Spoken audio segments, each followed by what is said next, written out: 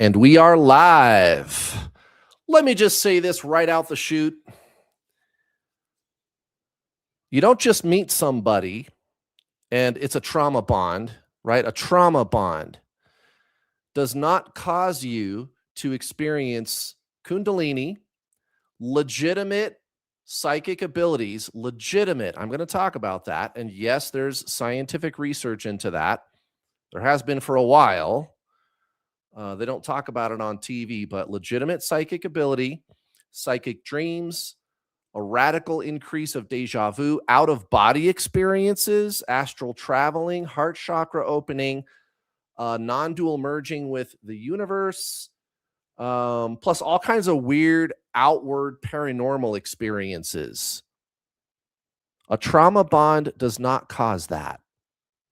Now, why do some people think that twin flames are a trauma bond? Well, it's because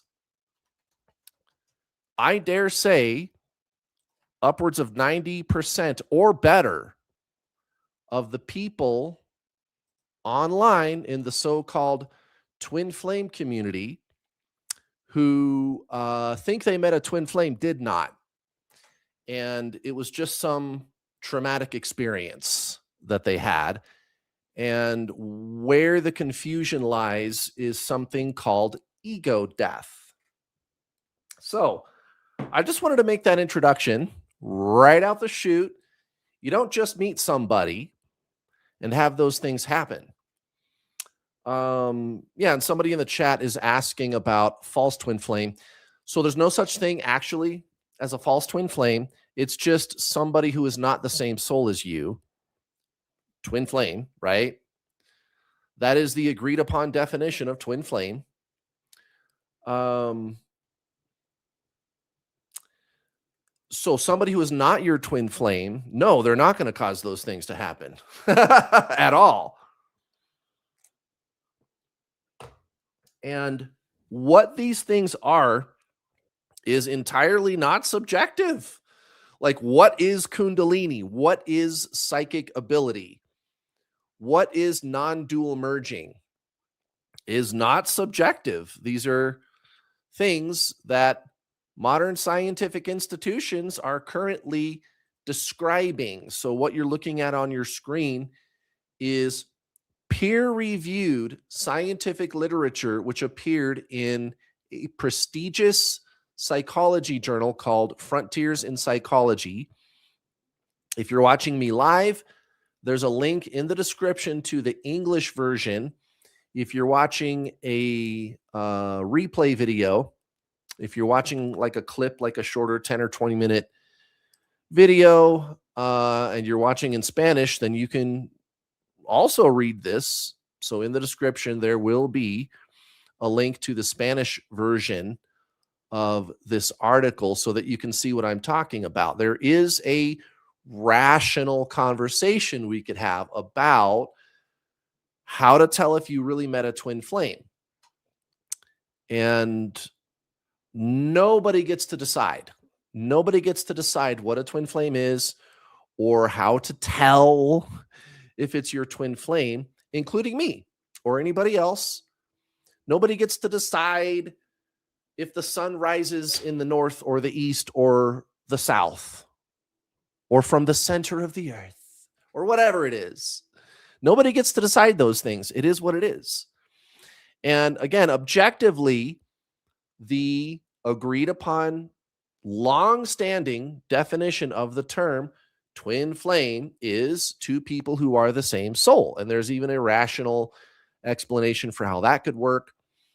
Meeting this person spontaneously causes all of these crazy experiences, including, Kundalini, which is discussed right here in this article.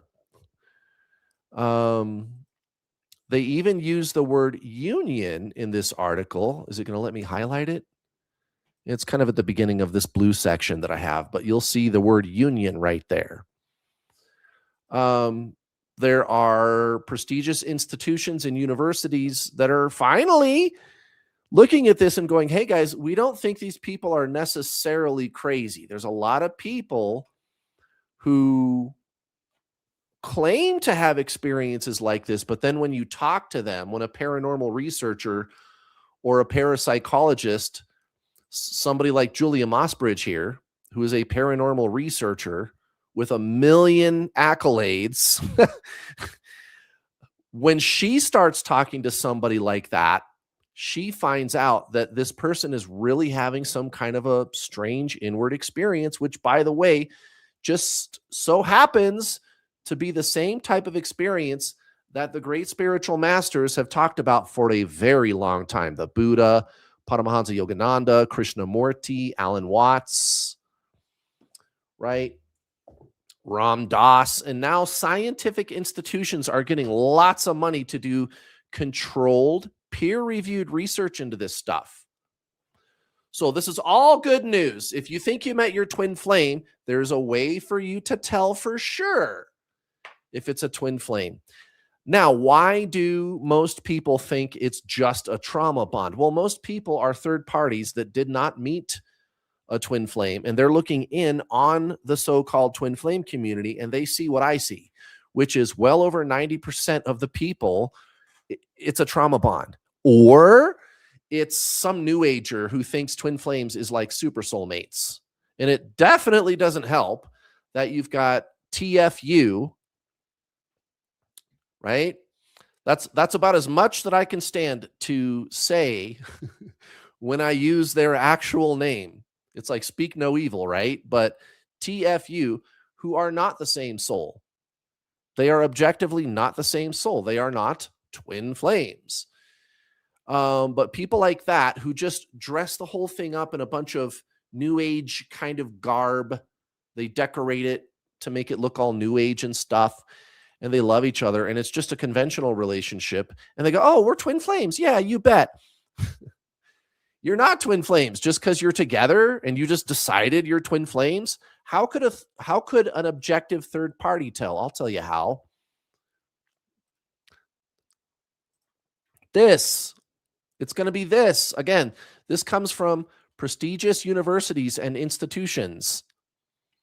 The Center for Mental Health, School of Human Sciences, University of Greenwich, London, Center for Psychedelic Research, Department of Brain Sciences, Faculty of Medicine, Imperial College of London.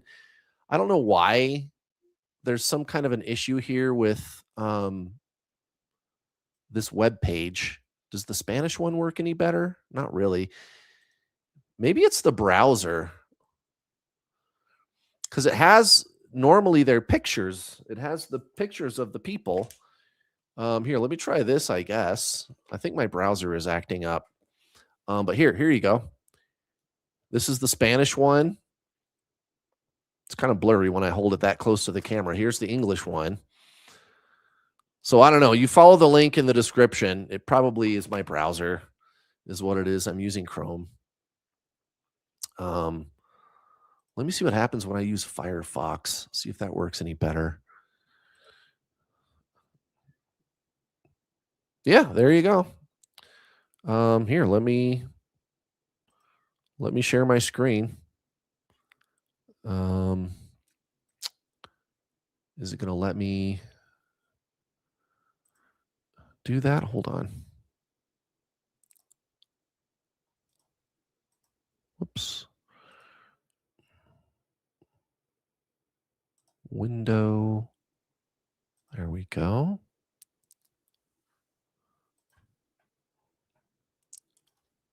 Nice. Okay, there it is. So this is, I'm using Firefox. Maybe I need to do a cookie sweep on my Chrome, but Jessica and David are with the University of Greenwich in London, the Imperial College of London, peer-reviewed, Everton Meraldi, Pontifical Catholic University of Sao Paulo, Brazil.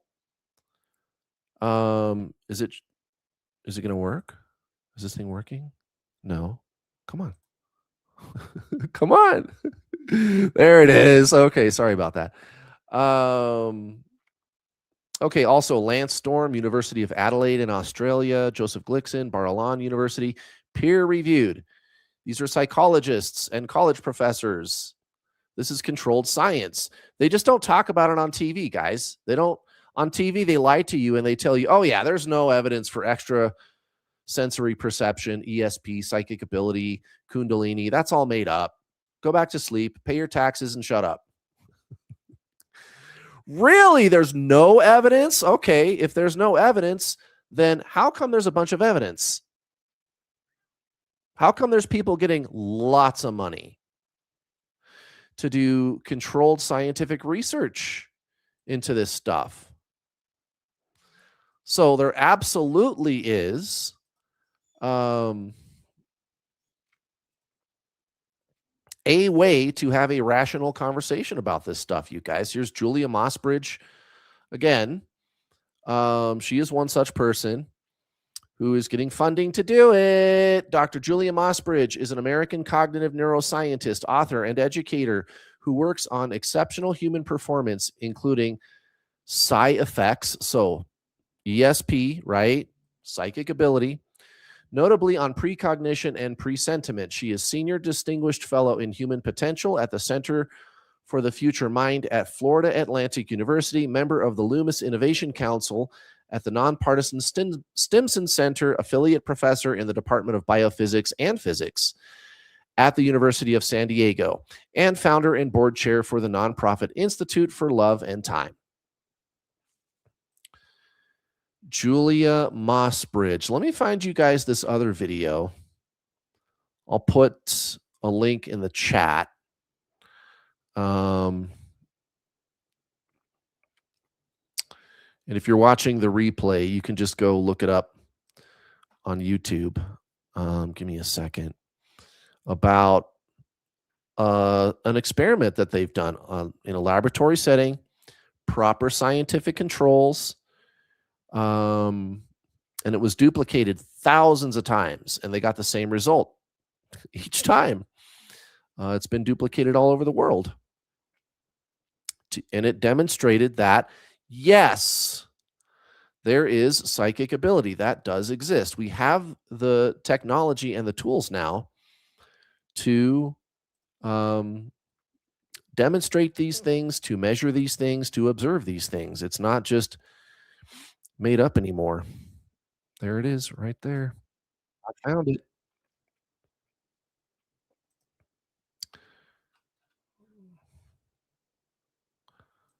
Come on. There it is. Okay. Here we go. So you go to this video. It's on the Sean Ryan show, the Sean Ryan YouTube channel. And his guest, his name is also Sean. This is Sean Webb. Out there, listener. And if you start out at 5 minutes and 9 seconds into the video, this is how average humans can look into the future through consciousness. You go 5 minutes and 9 seconds into the video, he starts explaining the experiments that they've done where they were able to demonstrate it. And that is only one example, you guys. The amount of evidence for this type of phenomenon is overwhelming. Psychic ability, Kundalini, these types of things. So that's what the whole trauma bond thing is. And the reason that this particular live stream, I decided to kind of make that the default topic that we're going to talk about today. And we're going to answer questions too. Of course, if you have questions, super chats are there. If I see any, otherwise good freebie questions in the chat, I'll answer those too.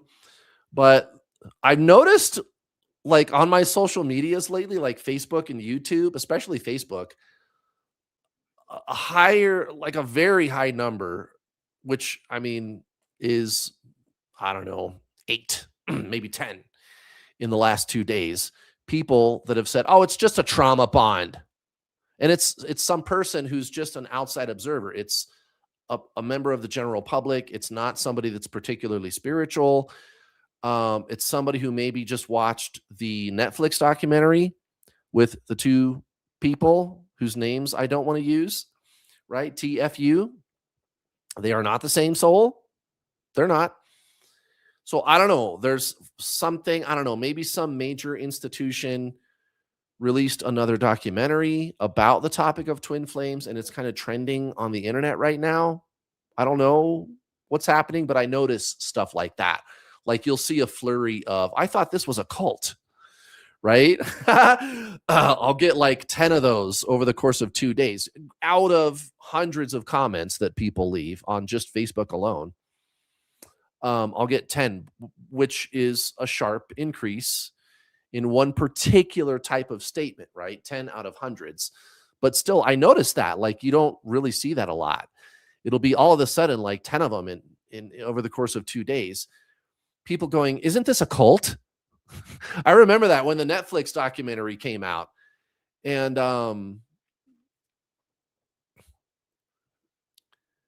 you know, the general public, people that haven't met a twin flame or they're not particularly spiritual anyway, just the general public, well, they're going to look at the whole twin flame thing on Netflix, TFU, and they think that the whole entire twin flame community, everybody who talks about it, anything related to twin flame begins and ends with TFU, the two people on Netflix. That's what the general public thinks. The general public thinks that twin flames, that topic begins and ends with TFU, the two people on Netflix. So they don't know any better, and they don't realize that what's really going on is there is a real phenomenon here that we could be having a structured conversation about using peer-reviewed science. You don't just meet somebody and have all that weird shit happen. It's pretty extraordinary. And then again, when you practice non-dual teachings, genuine spiritualism, real spiritualism, the master's journey, not the new age healing hype, when you do that and you're not really focused on this person anymore, they come right back. You feel some kind of an inward shift or this sense of oneness, which is what the word union is, by the way. That's what that word really is, union, right? Which again is in this paper. It's a peer-reviewed psychology paper. It's in the first sentence. They're using the word union to describe that state of oneness right here, union. You can kind of see my mouse right there. I don't know what is up with Google Chrome here. That is so bizarre. But you have an experience like that. You feel that sense of oneness, and immediately this person comes back who, by the way, also triggered all this other weird shit. Kundalini, psychic visions, which come true. Real psychic ability. Not somebody listening to the voices in their head, right? Pretty extraordinary. And you have, out of the whole twin flame community online, the so-called twin flame community, maybe 10% of the people in there actually that have met another incarnation of their soul, a twin flame, someone who is the same soul as they are, where this whole awakening experience was triggered, a spontaneous spiritual awakening was triggered by the meeting of this person. Maybe 10% at best. And then the rest of them are just people that are obsessive love disorder.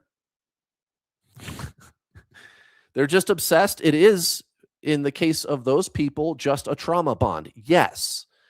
And they think that means it's their twin flame? Huh, okay.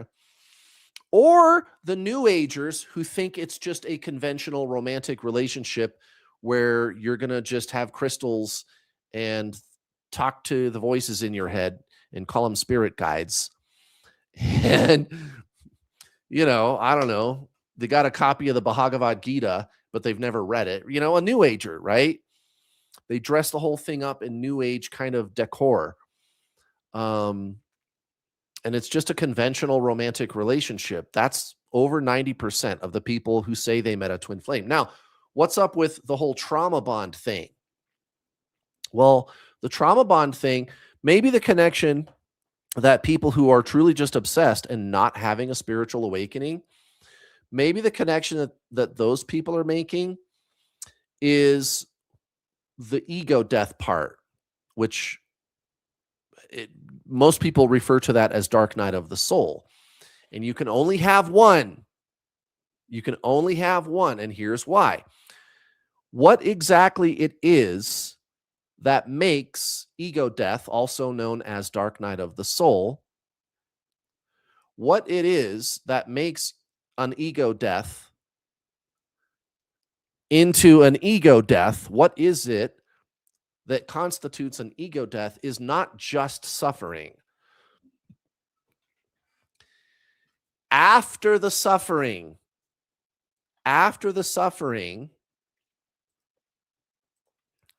there has to be all of this other weird shit. Kundalini, out-of-body experiences, astral traveling, legitimate psychic ability, and it just happens. It happens spontaneously. Hence the name of this article. It happens spontaneously. Heart chakra opening, a sense of oneness, psychic dreams, they come true. Satori, and you are basically on this journey towards full-blown Buddha level enlightenment. That's really what's happening to you. Let me try this other link. Is that the problem? No, I don't get it. Well, that's okay. But you guys get the idea. So it's not somebody's opinion. There must be a spontaneous spiritual awakening of the first order. And it's immediate and obvious right after the suffering, right? If a spontaneous spiritual awakening happens after the suffering, then it was dark night of the soul. That is the agreed upon definition of dark night of the soul. Again, there's people online that want to debate me on this, and I'm like, why are you debating me about the definition of the word pencil? Nobody gets to decide. Nobody gets to decide what the definition of Kundalini is. Nobody gets to decide what the definition of a spontaneous spiritual awakening is. Nobody gets to decide what constitutes psychic ability. And again, I don't have to argue with people. There's actually peer-reviewed literature now. In addition to, you could just go read the masters. They talk about it. They've been talking about it for millennia. So that's what's happening. That's dark night of the soul. If it's dark night of the soul, there will be an immediate and obvious, spontaneous spiritual awakening after the suffering. If all that happens is suffering, it's just suffering. You just had a rough time. It was a bad breakup. And if you're obsessed, well, I don't know. Maybe it's this. I'm just saying. I don't get up here and say this stuff to be a jerk. You guys, there is a real phenomenon going on here. And it's fascinating. Think about it. You met somebody who is the same soul as you, and it turns out a past version of yourself. That's incredible. Think about the things that could be done by one of these scientific institutions. That's why the name of my book is going to be Proving Reincarnation, the True Scientific Story of the So-Called Twin Flame Phenomenon. So, no, twin flames is not just a trauma bond. The real problem is the vast majority of people who say they are a twin flame are not. And then on top of that, you got to argue with them about what a twin flame is, what the definition of Kundalini is, what the definition of a pencil is, what the definition of a spiritual awakening is, right? Well, I disagree. You're wrong. That's not a spiritual awakening, Kurt. You just think you're right. Blah, blah, blah. So narcissistic gaslighting, they do that too. Never mind the fact that the masters have been talking about what a spiritual awakening is for thousands of years. And now we even have science describing it. You don't need my opinion. It doesn't matter what my opinion is. I don't have an opinion about it. I'm telling you logically what it is. So if you're having all that stuff happen to you, you guys, I don't know, you're in the right place. You're in the right place. Um, so if anybody who thinks twin flames is just a trauma bond happens to watch this video, you're welcome. You're welcome. I'm glad I was able to get this all straightened out for you. By the way, super chats are turned on if you guys want to ask any questions. Otherwise, I'll just grab up any good freebies that anybody has in the chat. I'll be here for a minute, usually a couple hours, to answer your questions. I don't know that the way that I'm doing today's live stream is going to be the exact formula that I'm going to use going forward, but it's going to be basically where in a live stream I will have a topic that I will be defaulting to. And whenever I see a good question in the chat, I'll answer the question. But I kind of like that format. I've got some things that I want to talk about, and you can't really have a conversation about them in a quick 10-minute video. It takes a while to discuss all of the moving parts. And man, there's so much BS on the internet about this phenomenon that it's unreal, and it's gotten worse in the 8 years that I've been doing this. Way worse. Everybody wants to be a twin flame, and a lot of the people that think they met a twin flame, no, they didn't. And then you find out that the people where it's just a trauma bond, they actually also have some kind of a psychological thing going on, and you can't talk them out of it. You can't talk them out of it, man. Some people, they get really mad when I get up here and I bust myths like this, and I don't know what to tell you, dude. I guess you're going to have to get mad. But I understand why they get mad, because to them, everything is an emotional decision. And to the language of emotionalism, empiricism sounds like hate. It sounds like hate.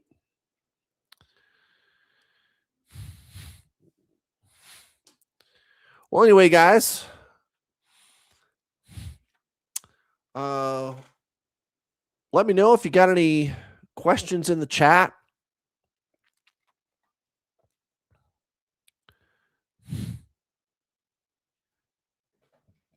I'll see if there's any. Usually I try to pick questions that tend to benefit as many of the people here as possible.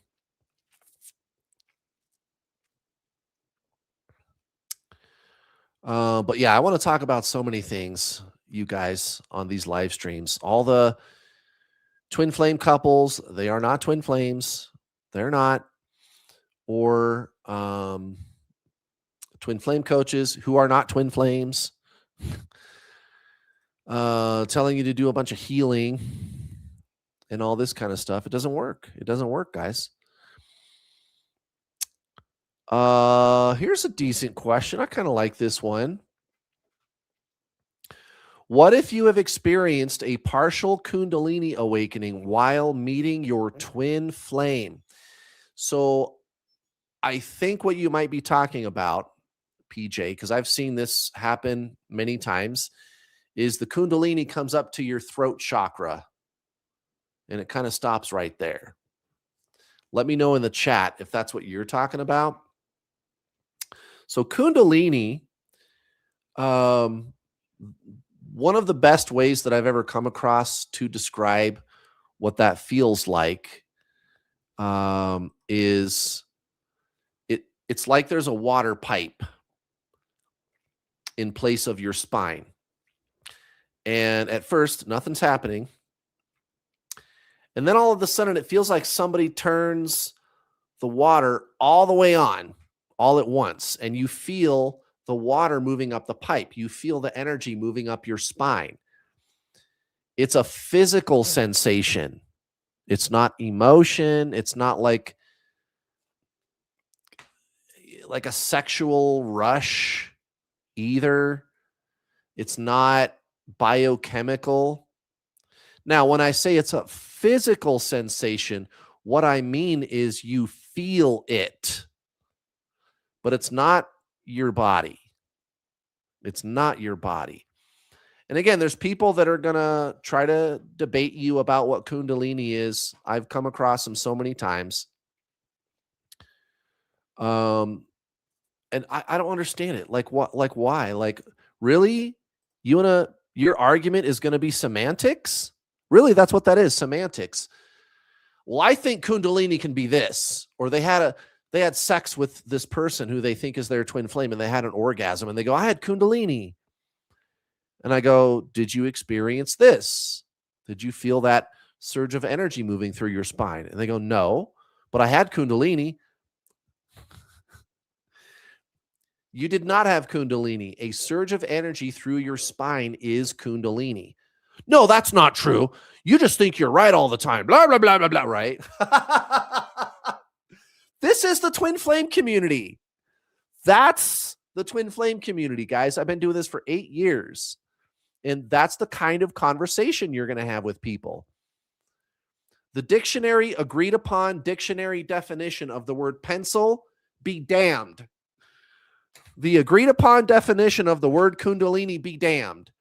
And it's at that point in the conversation, I'm like, fine, fuck it. You want to have the word Kundalini? Keep it.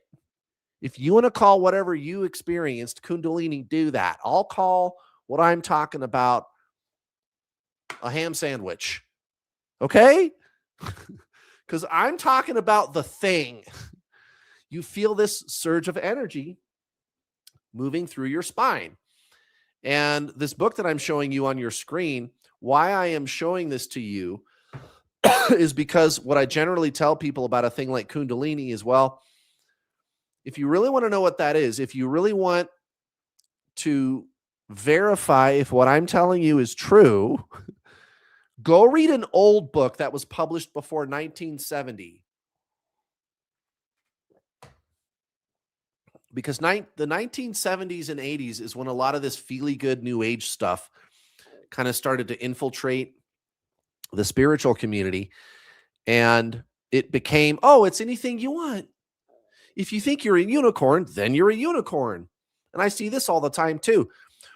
Well, if they feel like they're a twin flame, then they are. Really? So you just decided you feel like you are the same soul as this person? I need something better than that. I need something objective. And there is a way to tell. Again, did they have a spontaneous spiritual awakening? Did they experience this? This is peer-reviewed third-party scientific literature. And one of the things they're going to talk about is Kundalini. So go to the library and get a book. Don't look on the internet. Don't listen to the people in some twin flame Facebook group. Don't even listen to me. Don't listen to me. That's fine. Go fact check me. Go do it. What is Kundalini? What is that? So PJ, back to your question. There you go. Guys, I've been doing this for 8 years. I've coached over 8,000 people. I said to him, was it the kind of Kundalini that goes up to your throat and stops? And he said, yes, that is what I have experienced. Yeah, that's very common, and that's totally fine. I don't know that it means anything. It doesn't mean it. People always, that's another thing that spiritual people do. They're not really spiritual. The New Agers mostly. And then people who are spiritual, they fall into these mental traps, but they attach a meaning to everything, right? Okay, fucking everything has a meaning. I call it spiritual hyperbole syndrome. Everything has a meaning. Well, this means your throat chakra is blocked. How do you know that? How do you know that? What is your epistemology? Do you know epistemology? Epistemology is the source of the information that you're talking about. Like if you read something on the internet or you see somebody that says something in a Facebook group or something, and you look at it and you say, oh, that makes sense, so it must be true. Well, it might not be true, even if it seems to make sense. I got something better. You guys. How about this? Really? I'm serious. How about this? How about the scientific method? How about we devise a system of asking questions to figure out what is true or not? The scientific method, which it turns out there are some really fucking smart scientists and researchers these days. Again, people like Julia Mossbridge or the University of Greenwich or the University of Virginia or the Monroe Institute, who are getting lots of money to do funding into paranormal research and the topic of a spontaneous spiritual awakening, for example, right? And they are using the scientific method and they're getting results. They are able to prove this shit now. They're able to prove the truth about Kundalini or psychic ability. How cool! That's great. That's great. It means people that are having this experience, that's you guys. It means you're not crazy. You're not crazy. It's just the system doesn't want to talk about it on television. They don't want to talk about it on TV. But there are reliable sources of information where you can find this kind of stuff out. So, this is why you got to question everything and ask, what is this person's epistemology? Where did that information come from? People used to think the earth is flat and they were going off of the best information they had. And it seemed like an obvious conclusion because when you're on the surface of the earth, you are just a speck. You are so small that it looks flat. But later, people in sailing ships started to figure out, wait, this shit has a curvature to it. And now you can fly out into space and you can see it's a big round sphere, right? So ask questions, question this stuff. So PJ, if you trying to find out, like, what does it mean? Why did the Kundalini only stop at my throat chakra? Oh, it's because your throat chakra is blocked. Is that true? Is that true? Where did you get that information from? That's what I would ask people who tell you that. And it probably doesn't mean anything. It could actually have more to do with, PJ, something called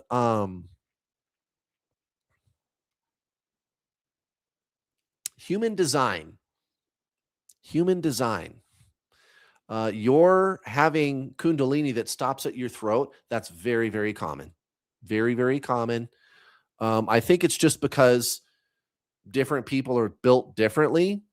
It's not a problem, PJ.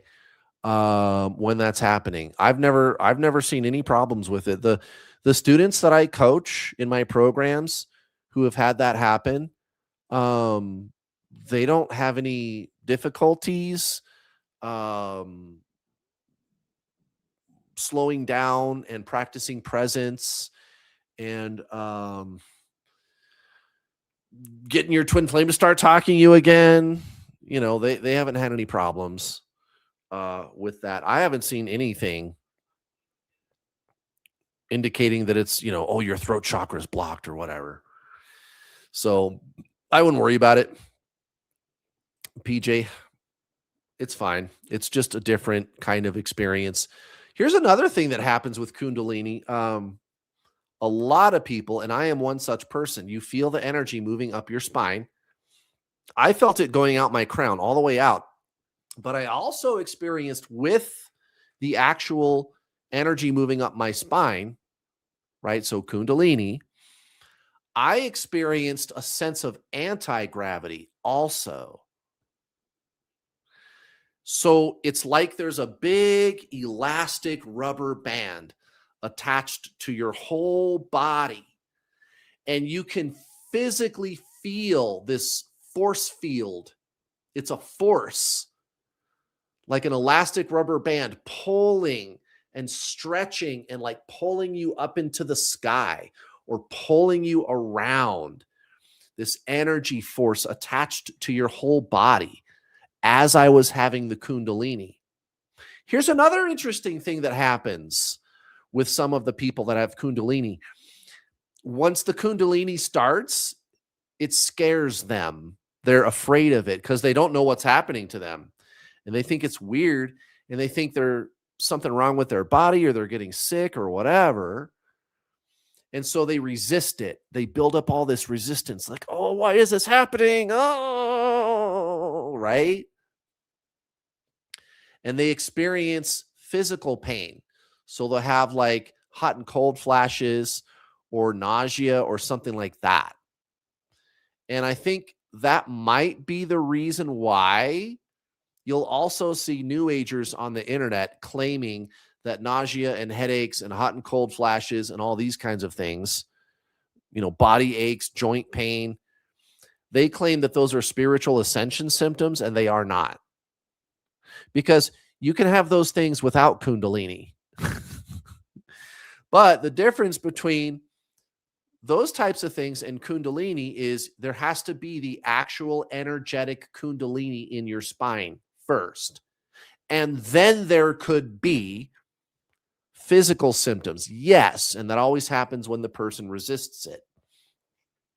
And again, this is observed.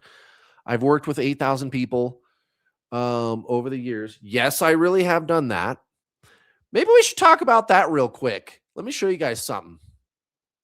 Let me see if I can do this without.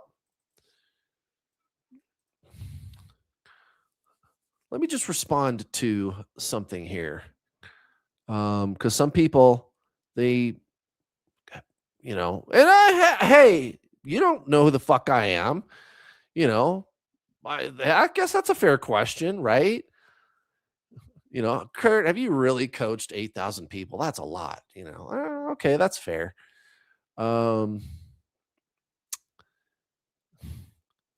Give me a second here.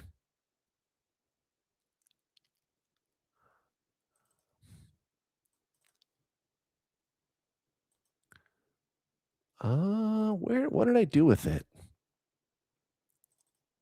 Oh, oh, that's awesome. Okay, let me make sure. Okay, that's good. Yep. Not that one.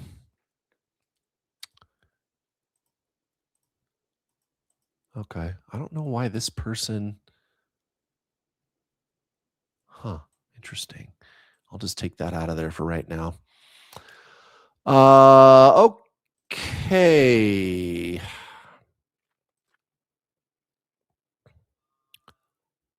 Let me show you first. So before I, excuse me, before I had,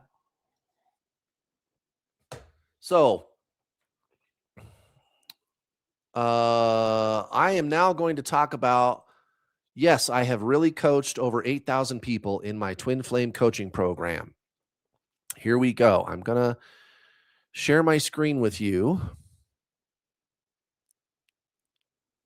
Can I just add it? Oh, yes, I can. Hold on.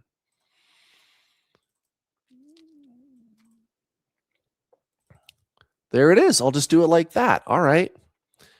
Here is my 2018 tax return. I started coaching Twin Flames in 2018. And in 2018, I was left and right telling people you need to read The Power of Now by Eckhart Tolle. And you got to meditate. You got to stop chasing this person, et cetera, et cetera. This is, and of course, I redacted the person's name and everything, but this is just a screenshot of some of the sales. So this was before I had a proper website, is what I'm telling you. I used to do everything on a spreadsheet, keep track of every transaction. That's That's what this is. Every transaction and also all of my expenses, right? Here, I can show you that one. All of my expenses. So everything, it was like the videos I had, my coaching videos, the coaching system that you can purchase today, back then was just on a Google Drive, and you would sign up, you would pay, and I would get like a little notification to my email, and then I would manually copy and paste the Google Drive links to the videos. And this went on until the middle of 2020. And it just got to be too much. So I finally built a proper website. My first website was just a very simple 2-page website. This was the home page. And then this was right here. This was the sign up page. Now I have a full-blown proper website. So from 2018 until the middle of 2020, I coached 1,032 people, and I've got them all on a spreadsheet. So that's how I kept track of them. And I don't know, you could ask my employee. I guess they'll vouch. I've got 3 employees. Excuse me. I've got 3 employees. And they're going to tell you, yeah, we've really coached that many people. You bet. Here we go. I can show you this. Okay. So that's 1,032 people that I've coached. And that doesn't count people who just bought a one-on-one. That's only people that bought the coaching system, the videos, right? But there's a lot of people beyond that, probably a couple hundred conservatively, that purchased just a one-on-one or a tarot reading, which always ended up being like a 3-hour ordeal. Because after the tarot reading, I just want to help people so fucking bad that I would just keep talking to them and giving them coaching. Okay, so this here is the kind of back office of my website. English, Spanish, both of them. And it'll show you how many people. See right here, it says members, right? So I got 1,032 on the old system, the spreadsheet. And then today, here's 6,826 that signed up for the regular program where you pay and then you log in and you have access. And then we've got 161 people in the hardship program. That puts us at 8,019 people. Right? So one more time, 1032 from the spreadsheet system, the old system, 6,826 paying customers, and then 161 in the hardship program. Those are the people who they live in a third world country. They can't afford to pay. I mean, they make a couple of $100 a year. You know what I mean? So we just give it to them. We give it to them for free. Because that's the way I roll. That's the way I roll, you guys. And then we got my new Spanish system. I'm so excited because I've already signed up 6 people. I have already signed up 6 people. So, yes, I have really coached 8,000 people, and I've really been doing it for 8 years. And on top of that, you could also go check out this here, Twin Flame Success Stories. I got it available in English and Spanish. Countless people that I've helped to be together with their twin. Countless. There's testimonials all over my social media, guys. It's every day. It's every day. It's awesome. And I love it. I love doing this. I love doing this so much because it's also legitimate science now. It's legitimate science. This is a real phenomenon. But again, some people, they think it's just a trauma bond. So some outsider who doesn't really know what's going on in the twin flame community. And granted, most of the people in the so-called twin flame community who think that they are twin flames, they don't know what's going on inside the twin flame community. Right?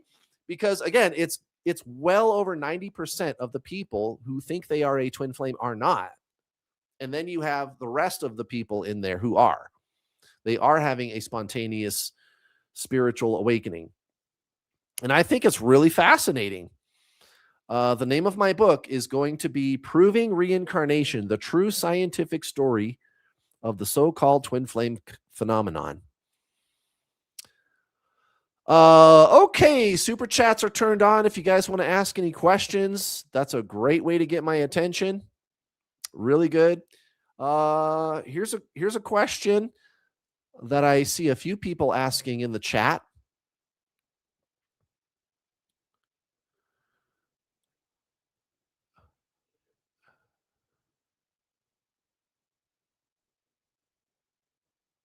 Interesting. I'm going to have to do Elvira next.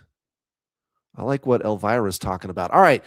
Next question from Sammy. But what if we list feelings? I think you mean lose feelings for our twin flame and feeling disconnected and detached. What's all that and why is this happening? Hello from Pakistan. Hello. Well, if they are really your twin flame, then you should be hearing from them by now. That would be the first thing. Maybe not. Maybe not. I'd probably have to talk to you on a coaching call or something to be sure. But because you could be just very focused on your person, and that's what's making them run away. But normally, like when I coach students in my coaching system, I tell them, you got to detach. That's the first thing. I tell them, we take them through like a really strict detox. That's step one in my paid coaching system. And stop making this a twin flame thing. There's no twin flame journey. There's no twin flame journey. I say to you again, there is no twin flame journey. You got to get out of this line. This is the twin flame obsession line. And get into this line, the true spiritual journey. And I mean the true spiritual journey, not the new age hype, not the new age healing hype on the internet, right? Healing good, healing great. It's not spiritual. And as a matter of fact, if you're spiritual first, healing works. But no amount of healing is going to make you more of a soul. And that's not debated by the great spiritual masters. That's not my opinion. And it doesn't matter if you disagree. Spiritualism always has been, is now, and always will be non-duality teachings, consciousness. The great spiritual masters, the Buddha, Jesus, Paramahansa Yogananda, Krishnamurti, Ram Dass, Eckhart Tolle. It's not debated. It's not debated. Healing is not spiritual. It's psychology. Healing good, healing great, not spiritual. Healing does not make you consciousness. However, consciousness causes healing. And so people, when they do healing, it doesn't even make sense. New Agers, they start with healing in an attempt to become spiritual. All of the masters are going to tell you it doesn't work that way. And they tell me I'm wrong when I say that. Okay, go tell that to Eckhart Tolle's face. Go tell that to his face. And he's going to very nicely and very calmly, much more calmly than I can, because I'm a firecracker, man. I'm more like Alan Watts, right? Another spiritual master. He was a rascal, and I am too. You don't have to be Yoda to be spiritual. That's another myth. But anyway, go tell Eckhart Tolle to his face that he doesn't know what he's talking about. Are you going to do that? Of course you're not, because you know you're wrong. And the thing that's so ridiculous is the New Age healers, if you start with consciousness, you can actually get healed. So the New Age healing hype is all about staying in a perpetual state of healing forever and ever to prove that you're spiritual. You can't prove that you're spiritual. You already are consciousness. You already are spiritual. You just forgot. You can't become spiritual. It's a paradox. Well, anyway, so Sammy, to your question, if this is really your twin flame, you just need to be that deeper divine essence of consciousness. It's not a mental thing. It's beyond concept and emotion. And what you're describing is losing feelings for this person who is your twin flame. They should be coming back by now. They should be coming back by now, unless you have not committed to not making this about them. If you are still making this about them, it still doesn't work. You have to take all of your focus off the outside and experience yourself inward, which is not healing. It's more like meditation.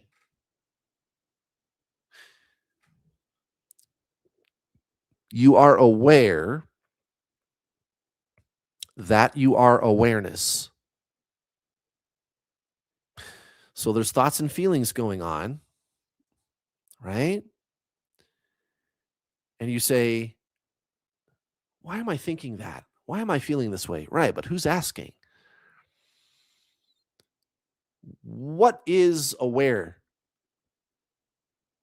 What is aware of the mind?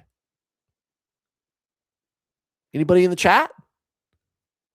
What can be aware of the mind?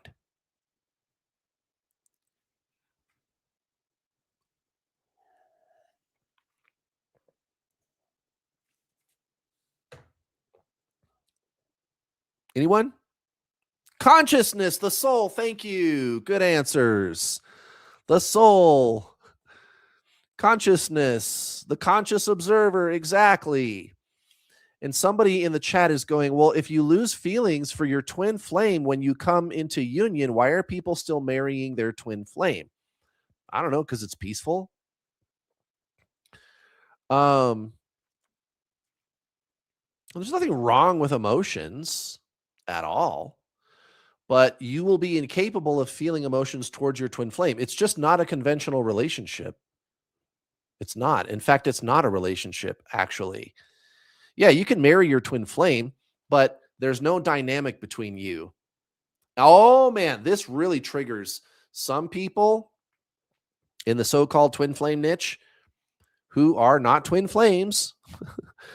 Again, well over 90% of the people in the so-called twin flame niche are not twin flames. And about half of them, yeah, it is a trauma bond, but they're not the same soul as this other person that they call twin flame, which means they're not twin flames. That's why the outsiders think all twin flames are a trauma bond, because they're looking at the bulk of the community, right? But you don't have to have emotions to get married to somebody. Why do you have to have emotions to get married to somebody? Spiritual enlightenment is where you live in peace. Emotions happen, but with your person, with your twin flame, you would not be experiencing emotions at them. You might experience an emotion about everything else in your life, but you will be almost completely incapable of having an emotion about your twin, because emotions are duality. Here, let me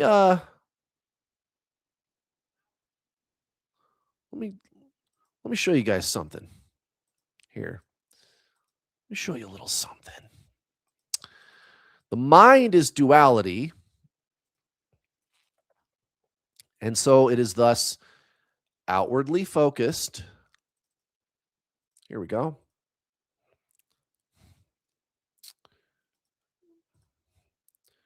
The mind is duality, and thus outwardly focused. In order for you to have an emotion, there has to be something else outside of you for you to be having an emotion about, right? So the mind has always been referred to as separation by the great spiritual masters, right? So why? Because you think that's a relationship status with your twin flame, right? Well, those words come from the Zen traditions, not twin flames. Twin flames borrowed those words, and I can only assume that whoever did that originally, probably before the internet, long before the internet, that they were using them properly to get their twin flame to come back. And then the internet got a hold of it and turned it into the pop culture new age fraudulent version that it is today. And now you guys think union and separation are a relationship status with your twin flame. But you got guys like Yogananda, Krishnamurti, Ram Dass, Eckhart Tolle, Alan Watts, Rupert Spira, all the great spiritual masters, they use those words. Why do they use those words? Well, they're using them the proper way, the original way in the spiritual context. So separation has been used to describe the mind. The mind is duality. So always the mind, it says, I am me and you are you. And that makes a we. We are two. We are two separate people. And the mind is only capable of perceiving reality in that way because it is separation. It is duality. Me and you, this and that, yin and yang, right? And so this teaching is embedded in all of these ancient spiritual traditions, Hinduism, Buddhism, right? And these types of things. Now, union, of course, is when you realize that you are one. You are one with everything, and you can't understand that. You just experience it. It's deeper. Maybe we can talk about that later. But you lose feelings for your twin flame because you are them at the level of the soul. And at the level of the soul, there is no separation. You're just one. Emotions come from mind. And again, emotions are always focused on something external because they are mind. And that doesn't make them bad. Emotions are fine. It's just not soul. And they are separation. They are inherently always externally focused. What happens when you focus on your twin flame? They run away. Where is it? This one, the twin flame push pull. We can talk about this later. But to your question, if you're losing feelings for your twin flame, good. Good. And if they haven't come back yet, it's because you're still probably making them the goal. You're still kind of making them the goal. You're still trying to figure out what to do about them. And what I tell my students is you got to shut that down. You're not on a twin flame journey. This is your spiritual awakening, nothing else. And the thing is, if you just treat this like your awakening, which is what it is, it's a spontaneous spiritual awakening. I was talking about that one earlier too. Spontaneous spiritual awakening. Here's again in the video description. There's a link in the video description. This is peer-reviewed scientific literature featured in a prestigious psychology journal about what will happen to you if you really met another incarnation of your soul, twin flame. And this is from prestigious universities and institutions. These are psychologists, college professors, and so on. English, Spanish, just look in the video description.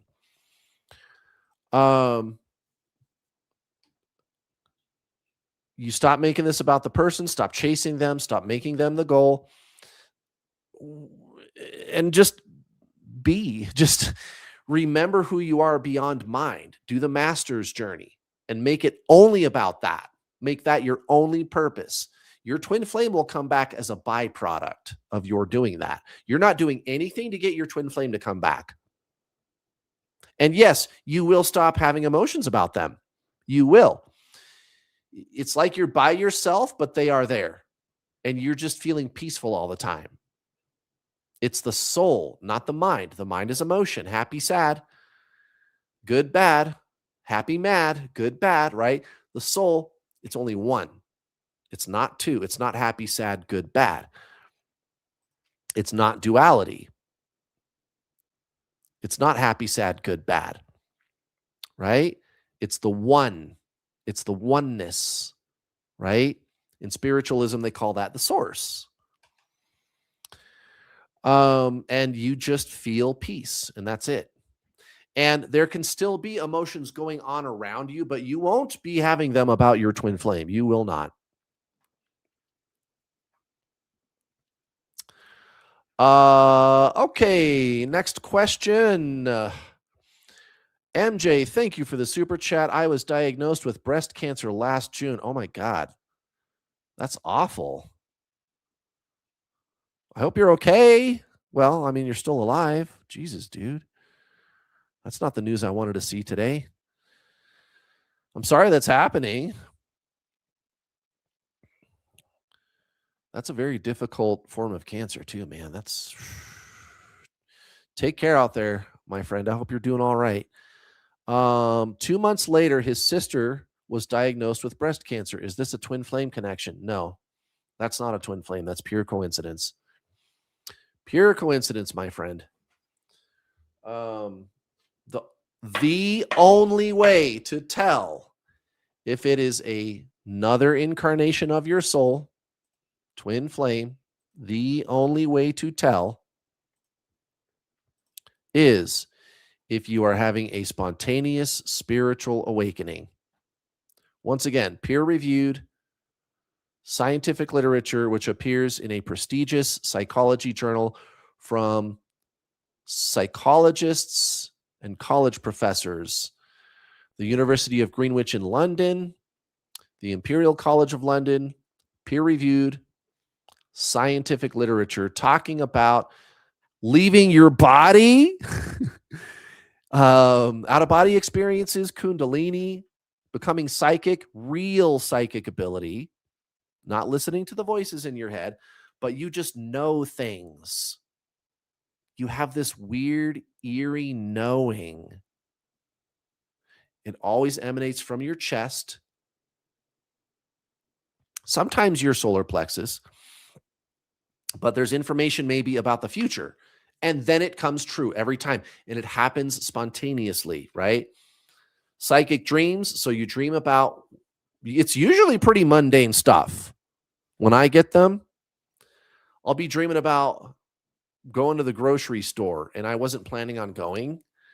Or one time I had a dream about a car accident that happened in front of my house. Well, how was I supposed to know that was going to happen? I got out of bed, I was going about my day, and then there's the accident outside the next day, right? Real psychic ability. Heart chakra opening, merging with the universe, a sense of oneness, which if you read the first sentence of this article, they're using the word union. Yeah, that's what that is. A complete non-dual merging, experience of oneness with a perceived ultimate reality, the universe, God, or the divine. And they go on to talk about kundalini. And again, psychic ability, these types of things. That's what happens as the result of meeting a person and having them basically reject you. Yeah, that's not a trauma bond. That's not a trauma bond, guys. But yes, MJ, that's how you tell if it's a twin flame, is if you have a spontaneous awakening. And you are doing much better. Oh, thank goodness. Very good. I'm glad to hear that, man. MJ, I love that your initials are MJ because I fucking love Michael Jackson. Michael Jackson is the man. And I know that's not your name. But Michael Jackson is so fucking badass, dude. Okay. Go to my YouTube channel and look for this playlist. It's called The True Twin Flame Teachings. By the way, anybody who maybe is watching me in Spanish, same thing. I have it in Spanish also. The True Twin Flame Teachings. Go find this playlist. And on here, there's a video called The 7 True Twin Flame Signs right here. And you might be looking at that going, 3 hours? Kurt, fuck you, dude. I'm not watching that shit. Right? Well, hold on. The reason it's so darn long, you guys, is a lot of the stuff we've been talking about today. We talked earlier today about how people make stuff up about what Kundalini fucking is. And I got to argue with people about what the definition of a pencil is. I got to argue with people about the definition of Kundalini. And I'm like, God damn it. Just go to the library and get an old book published before 1970. Kundalini is not what I say it is, and it's not what you say it is. There is a dictionary definition of the word Kundalini. Go read a book, man. But in the 7 True Signs video, I explain in great detail exactly what Kundalini is. Like, how would I know I was having Kundalini if I was? Or how would I know I'm having psychic intuition if I was? And so on, right? Those types of things. And you guys, I'm telling you, it'll be some of the best 3 hours of your life that you ever spent. If you really think you met a twin flame, watch the whole video and don't just click the AI summary. Watch the video. You mean to tell me, anybody watching right now, you mean to tell me you think you met another incarnation of your soul? You and this person are the same soul? And I'm just supposed to take you at your word? I got an idea. Why don't you go find out for sure if it's your twin flame? And again, using peer-reviewed third-party scientific literature. It's not just my opinion. We've got people that are receiving lots of funding, universities, college professors, these institutions like the University of Virginia validating these types of experiences that people are having. And so that's what my signs video is, the 7 true twin flame signs. And I explained from beginning to end everything that you can experience. This is how you tell if it's your twin flame. It's not going to just be the generic, oh, they feel like home. No. So go check that out.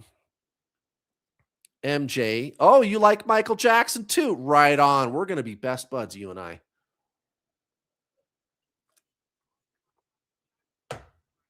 I like a lot of music though, but I really like Michael Jackson. But I also used to listen to Marilyn Manson and Led Zeppelin and stuff like that. So go figure, right? I listen to all kinds of stuff. Hey, we got a couple of other super chats I got to get caught up. But first, there was one other thing that somebody was saying.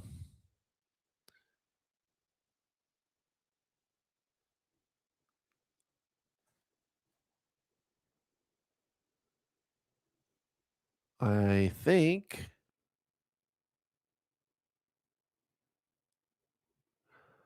where is it? Give me a second.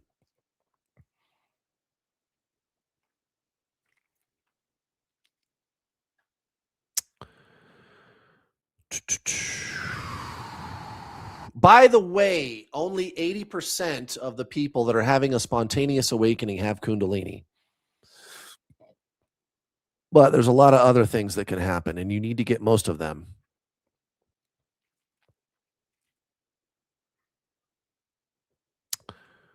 Well, oh, look at this. Look at this. Look. Guys, I'm telling you. I'm not making this stuff up. Look at this. This person. And I'm glad you're a happy camper now. Thank you, happy camper. They said, I fell for the whole twin flame thing. I do believe that there are twin flames, right? But I realized about 2 months ago that the man who I thought was my twin flame is not. There's no way a twin flame could be nasty or cold. Well, they could be. I'm glad that you brought that up. Your twin flame they can be nasty or cold. Yes, that can be the case. And there's different reasons for that.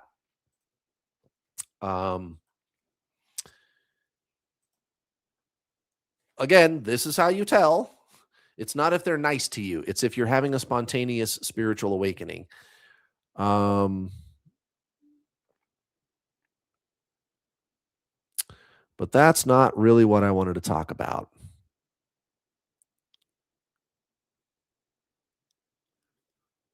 Here it is. This one. And we'll come back to the other person's question. Actually, let me just do that question. Why not? That is a good thing to talk about, but I finally found the person I was looking for. And I realized I got a couple of super chats. Sit tight, guys. I'll get to yours too. But let me go ahead and answer this or address this other person's statement here. Why not? So again, I fell for the whole twin flame thing. I do believe there are twin flames, but I realized about 2 months ago that the man who I thought was my twin flame is not. There's no way that a twin flame would be nasty or cold. I realized he's not the one. Well, your twin flame could be nasty or cold. They could do that. And there's different reasons for why they are doing that. The real way to tell, again, is what you see on your screen. You will have a spontaneous spiritual awakening of the first order, and it is immediate and obvious. If you're watching a replay video, there's a link in the description of the video for you to go check this article out. It's in every video, English, Spanish, whatever language you're watching me in. Again, this is peer-reviewed, third-party scientific literature from prestigious universities and institutions describing the same thing the masters have been talking about for thousands of years: a spontaneous spiritual awakening, kundalini, becoming psychic, out-of-body experiences, merging with God, heart chakra opening, an increase of deja vu, a sense of oneness, satori, a loss of identity during the ego death at the beginning also, and all kinds of weird paranormal shit going on in your outer world also, right? Do you know anybody who could make some fucking magic? Because I do. And he went through the whole shit, guys. Jesus is one of the most misunderstood, misinterpreted spiritual masters of all time. This book is called Jesus Christ Zen Master. Jesus Christ Zen Master. By the way, anybody who's new to the twin flame experience, you're on a spiritual journey, not a twin flame journey. You should read this book first. It's available in every language. The Power of Now.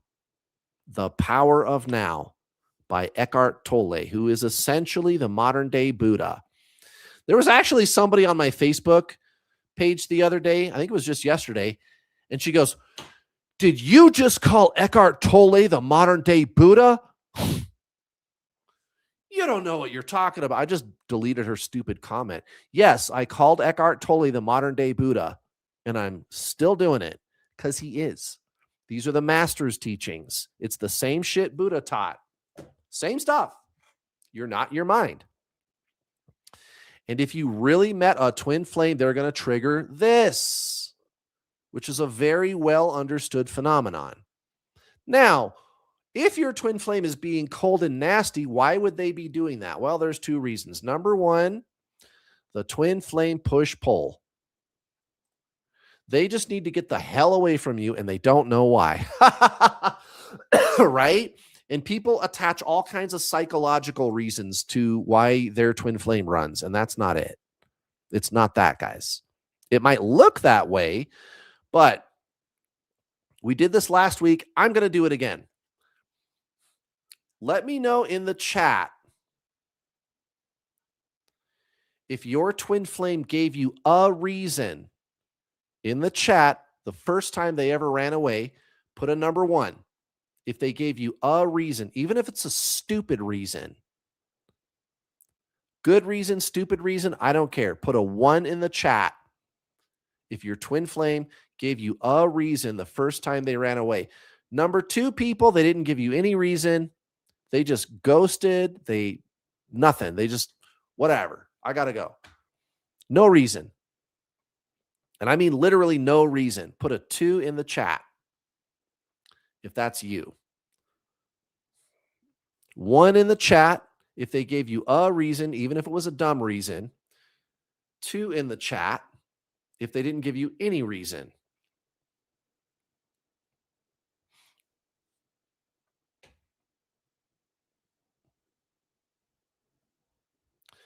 Couple of ones, mostly twos. Yep. There's another one. Yeah. Let's see. One, two, three, four ones and like 10 twos, 5 ones. Right. So most of the people, your twin flame doesn't give you any reason. And that's why people are getting attached to the whole anxious or avoidant attachment style. They're saying, oh, it's some psychological reason. Well, this isn't soulmates. It's not a psychological reason. It's a mechanical reason. It's physics. 8 years ago when I started, the twin flame push-pull was physics. About a year later, all of a sudden, everybody in the twin flame community is going, oh yeah, they run because they're a narcissist. A couple of years later, it was, oh yeah, they run because they need to heal their inner child. A couple of years later, it was, oh yeah, they run because they're an avoidant. Well, which is it? Is it because they're a narcissist? Is it because they need to heal their inner child? Is it because they're an avoidant? Which one is it, guys? Why do they run? It's still the push-pull. It's still physics, guys. Your twin flame is one of your past lives. That's why they run. Here you go. Your twin flame is one of your past lives. That's why they run. You have more energy. You're the feminine twin. You have more energy because you've reincarnated many more times since you used to be your twin flame. It explains where the energy comes from. So that's why they run. It's the twin flame push-pull, right? Here, I better show you this too. It's physics, guys. It's physics. It's entropy. It's the second law of thermodynamics. It's entropy. You push, they pull away. It's entropy, right? The second law of thermodynamics. That's why they run. The twin flame push-pull. It's mental energy. If you focus on your twin flame, if you make them the goal, they run. It's always been this. There were still, guys, 8 years ago when I started, there were actually there was some decent information about twin flames back then. The new age fakeness and all the people where it is just a trauma bond and they think they met a twin flame. No, they didn't. Before those people really took over and ruined it, and now nobody knows what a fucking twin flame is anymore. Before that happened 8 years ago, you could still get some decent information about twin flames on kind of those older, like Internet 1.0 websites, right? You know, like older 1990s basic kind of looking website. You guys remember those? And it was always the twin flame push-pull. It was physics, guys. You got to stop focusing on your twin flame. You got to go within, right? Your mental energy pushes them away. It's the twin flame push-pull. And I was like, okay, I know that there is a physics reason that makes your twin flame run. Why?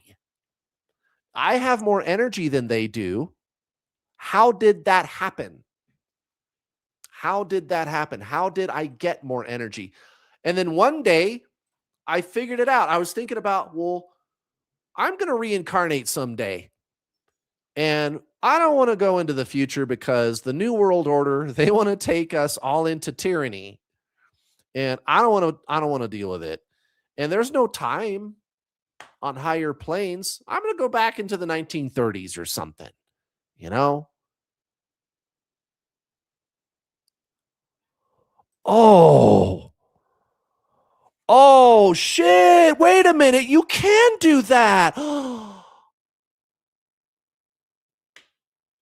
Maybe she's one of my past lives. That's got to be it. It was this big eureka moment, right? It explains how the two of you could be the same soul. It explains the push-pull, and it complies with very basic physics. Totally nothing pushing the envelopes or pushing the envelope of science or physics at all. I'm not doing anything weird or presumptuous, scientifically speaking, at all. It's a very grounded, simple explanation. And it explains so many other things like, why do the two of you have the same eyes? The shape of the eyes. It explains everything. Why does your twin flame run? Because they are one of your past lives. Now, back to this person. I don't feel like a twin flame could be nasty or cold. Well, when they run, they need to get the hell away from you. And we just did that survey. In the chat. It was like mostly twos, maybe like 30% number one people who said they gave me a reason. So if it's a psychological reason, then I would be getting all ones. But there's a bunch of people that weren't given any reason. Everybody is experiencing what seems to be all different things that makes your twin flame run on the surface level. That's why I'm getting ones and twos when I asked you guys that question in the chat. So it can't be any of that stuff. What is it? I don't know. Maybe it's the same fucking thing that it's always been since people have been talking about twin flames. It's physics, guys. It's energy. You and your twin flame are a closed energy system. There's not two of you. This is so cool. I love this shit, you guys. I'm passionate. Again, that's why the name of my book is going to be Proving Reincarnation, the True Scientific Story of the So-Called Twin Flame Phenomenon. Yeah, you guys really are the same soul. You are watching a replay of things that you did in one of your past lives. That's what's happening. And they just got to get the fuck away from you. They got to go. They'll do anything. They'll say anything. Fuck you. I can't stand you. I never cared about you. I don't know. My twin flame said stuff like that at the beginning. And then later she regretted it. Now, can your twin flame also be a jerk? Sure. You could have been a bank robber in a past life or a wife beater or an abusive wife. I mean, hell, why not? You know, I had one of those once. Just a kind of a nasty person. And you've been really good people. How many times have you reincarnated? A couple thousand more? So you were a perfect angel in every life? No. And then other times you were a farmhand. You were just a field worker working on a farm. You were working in a mill. You worked maybe at General Motors in the 1950s, building cars, raising a family. You know what I mean? You've done all kinds of shit. Could you have been a jerk in one of your past lives? Sure. So there's two good reasons why your twin flame could be nasty and cold. Sure. Because maybe you were kind of a nasty person in your past life, or it's just the push energy and they just got to get the fuck away so bad. Because of the push energy, because of this, they got to get away because of this, that they say something that's kind of mean. So yeah, that could happen. Super chats, we're going to do those next. There's this other person that I wanted to talk about her comment here from Elvira. I fucking love that name, dude. Elvira. Do you remember that TV show from the 1980s? Elvira. That show was so damn hilarious, dude. She was like one of the original goth girls, Elvira, right? Do you guys remember that? That is such a cool name, man. All right. Elvira, she said, I don't know, but I just found you like a month ago and I've been listening to you and I've been doing what you say in your videos and what it took me 3 years I did with your videos in 1 month. The reason I wanted to show you guys that is because yeah, this is kind of working. This is kind of working, guys. I'm not ever doing anything that's, or the things that I teach you are based on something. Again, I can show you my epistemology. They're grounded on something. They're based on something, right? And then of course, you know, there's also my uh Twin Flame Success Stories playlist, student testimonials. It's available in English and Spanish. Most people do not want to go on YouTube in front of the whole damn world and declare, hey, everybody, I met my twin flame. You bet, right? So if you're looking at this going, Kurt, there's only 8 student interviews. That's not a lot. Oh, that's a lot. And nobody else has that at all. Most people don't even have one. Nobody even has one. Nobody. And the ones on this list that are married, yes, they are still married. Here, let me show you a picture. Where is it?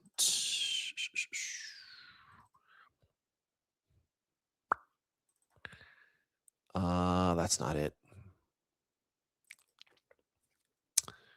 Here it is. Wedding pictures. There it is. Ah, dude, I'm so happy for them. All right. So you see the first lady at the top? It says another student married to her twin flame, and she's got this big smile right here with the blue. You see that? Okay. Her name is Gretel. And yes, she had a spontaneous spiritual awakening. I asked her all the questions. She had this happen. Can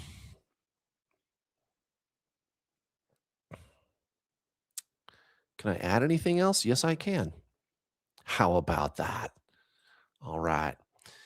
So, yes, that happened. And yes, she is still married to her twin flame. Where is it? Pictures. There it is. Wedding pictures. Boom. Okay. There it is. There's their wedding. That's Gretel. I wish you could zoom in. I wish I could zoom in these pictures. I don't know how well you can see that, but that's her. That's her getting married. Gretel. Here you go. That's the first gal there. Last I checked with her, maybe like 6 months ago, they were on vacation in Europe together. And look at how old that video is, 2 years. Ruxar, she is the third person here. That was 4 years ago. I talked to her also about 6 months ago, and she was having kids with her twin flame. And think about it, guys. I don't just do this to brag. There's a reason my teachings work, because I'm not using anything other than the master's teachings, genuine spiritualism, not some made up shit.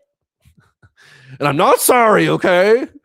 I mean, I'm not trying to be mean, I don't think I'm better than anybody else, but there's a reason they work. Now, in addition to these 8 wonderful people, who, again, most people, they do not want to go on the internet and go, I met my twin flame, everybody, show their face on YouTube like this.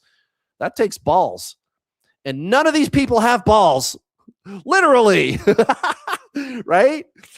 They got bigger balls than most other people do, because they're all women. Ha ha, right? Okay, you get it? All right, just in case you didn't get the joke. But most people, their comfort level is going to be to leave a written testimonial on one of my YouTube videos or Facebook or something like that. And here you go. Here's Elvira. I don't know what happened. They're not saying, but I'm guessing, Elvira, you're feeling better at minimum. And again, it's because I'm using trusted teachings, the master's teachings, Buddha, Jesus, Paramahansa Yogananda, Eckhart Tolle, Krishnamurti, Alan Watts, right? The big names in spiritualism. And what are the big names in spiritualism going to tell you? They're going to tell you healing does not make you spiritual. Healing good, healing great. Healing, not spiritual. And by the way, healing only works if you start with consciousness, spiritualism.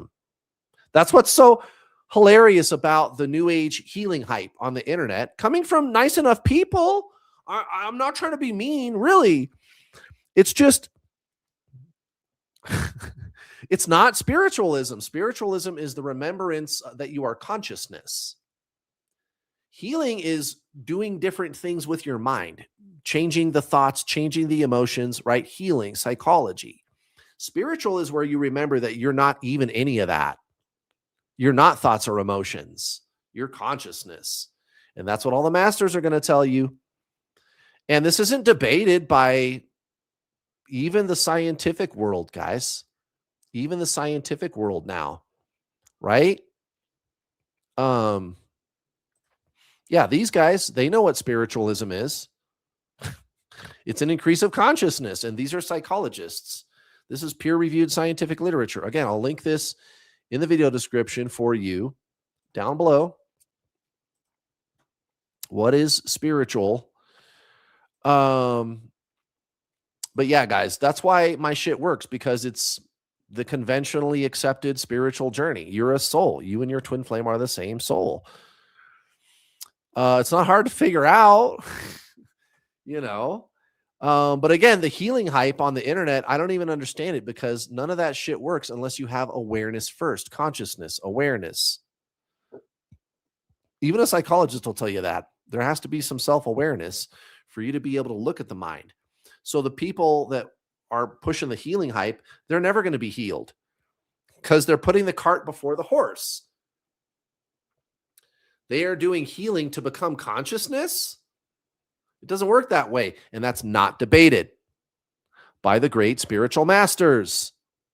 It's not debated by the great spiritual masters. It's debated by some random people on twin flame Facebook groups. But it's not debated by the masters. So if you start with consciousness, healing actually happens, and then you can be healed. You can be healed.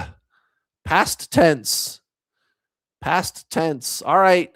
Super chat. Let's get your super chats on. Jewel, thank you for the super chat. Very kind. My twin flame is the most beautiful person I ever met.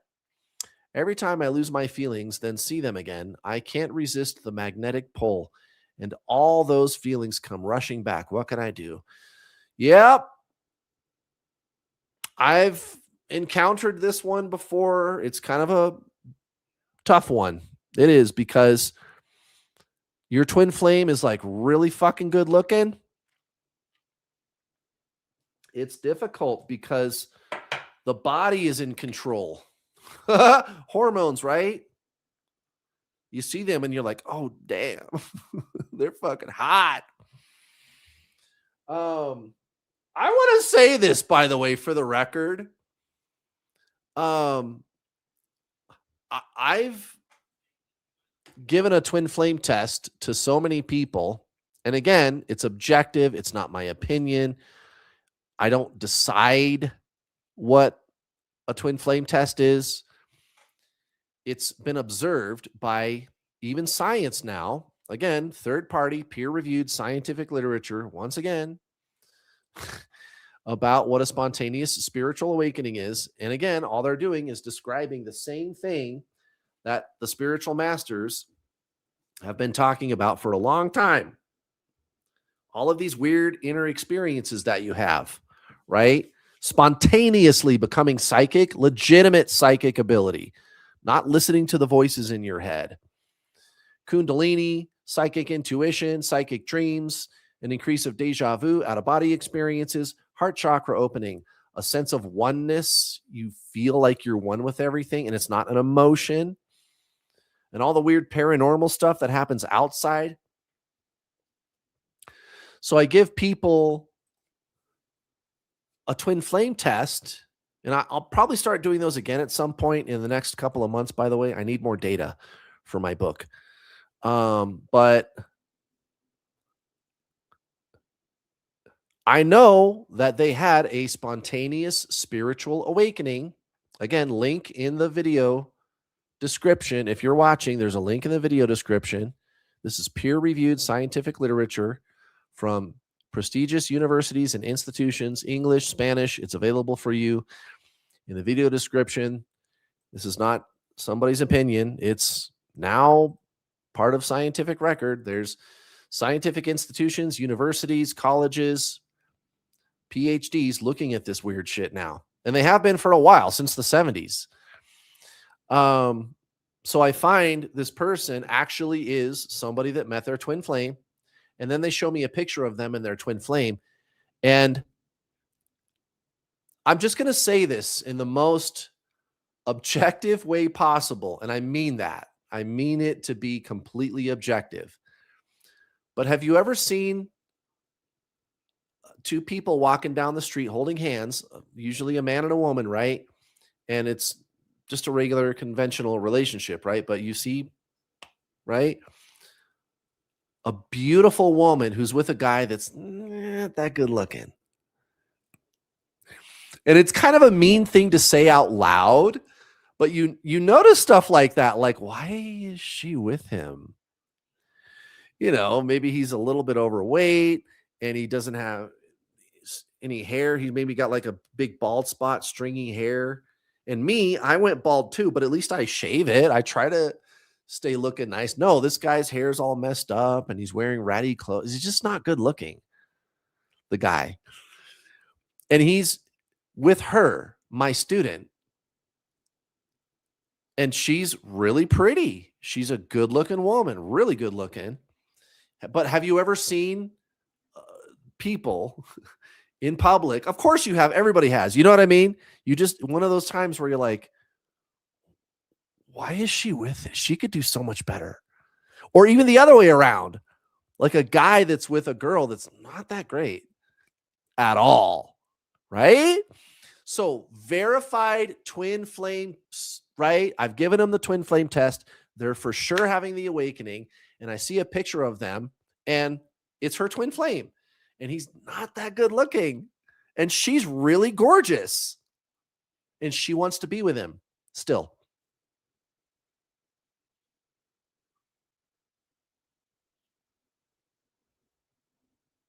Well, it's because they're twin flames and there's that, you feel that magnetic pull towards that person. Well, this guy here, this person's question, Jewel, it's the exact opposite. Your twin flame is really hot. So that makes it super extra hard. But you want to know something, my friend? I'm going to give you the same advice.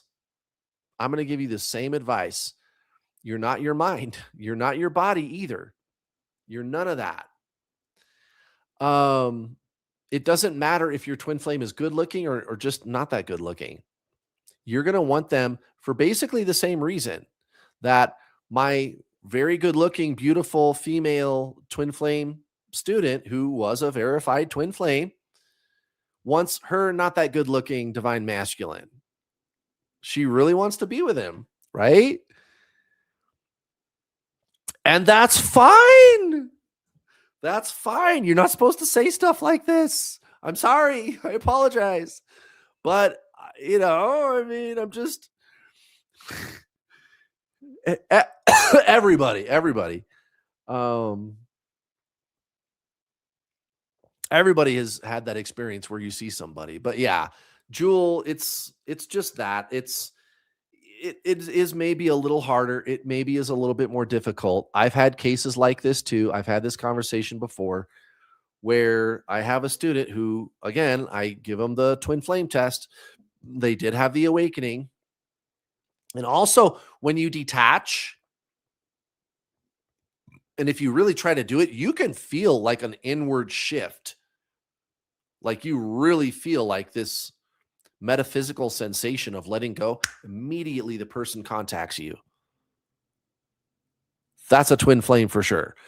But yeah, so, you know, he or she is a verified twin flame. The one case that comes to mind, it was a he, and his twin flame actually was a woman a couple of years older than him. And she was a real looker, man. She was good looking. And here's what happened to him. He did the detox. He took my paid coaching. He was super strict and replaced the twin flame frenzy with a lifestyle of Zen and got her to come back. They started going on dates together. You know, um, you don't have to let your body and mind rule you. In fact, you want to know somebody who's really good to talk to about that? This guy right here, Paramahansa Yogananda. He actually left his wife. It happens. It happens. You know, he didn't leave her because he was a deadbeat. He left her because he felt this greater calling to God and to the universe. And he went on to be one of the great spiritual masters, but he took a vow of celibacy and he kept it. Now, there was one person who later it was revealed was a narcissist, a toxic, manipulating douchebag who lied and claimed that he was having sexual relationships. And then they did some DNA testing decades later when that technology was available. And nope. So that was a rumor that somebody circulated about Paramahansa Yogananda. He never broke his vow of celibacy. And Jewel, I'm not telling you that you have to do that, just to be clear. But the idea behind why he did that was, I'm not my body. And I want to take that as far as I can. And you don't have to resist these urges, Jewel. You just are not them. It's subtle but profound. You're not emotions. You're not thoughts. You're not the urges in your body. You are consciousness. That's what you are. And consciousness is beyond all of that. Consciousness is not thought. It's not emotion. It's none of that. And you can't understand it. All you can do is just experience. Again, when you are meditating, essentially what you're doing is you are being aware that you are awareness. You are being aware that you are awareness. That's meditation in a nutshell. Simple as that. So instead, like, to make the body or the mind not be able to be in control is to not be the body or mind. It's not, I'm going to resist this emotion or sensation in my body. It's not that. It's, I'm going to take my hands off the steering wheel and just allow it to be. And I'm just going to place awareness around it. And Jewel, I know it's really hard, sir.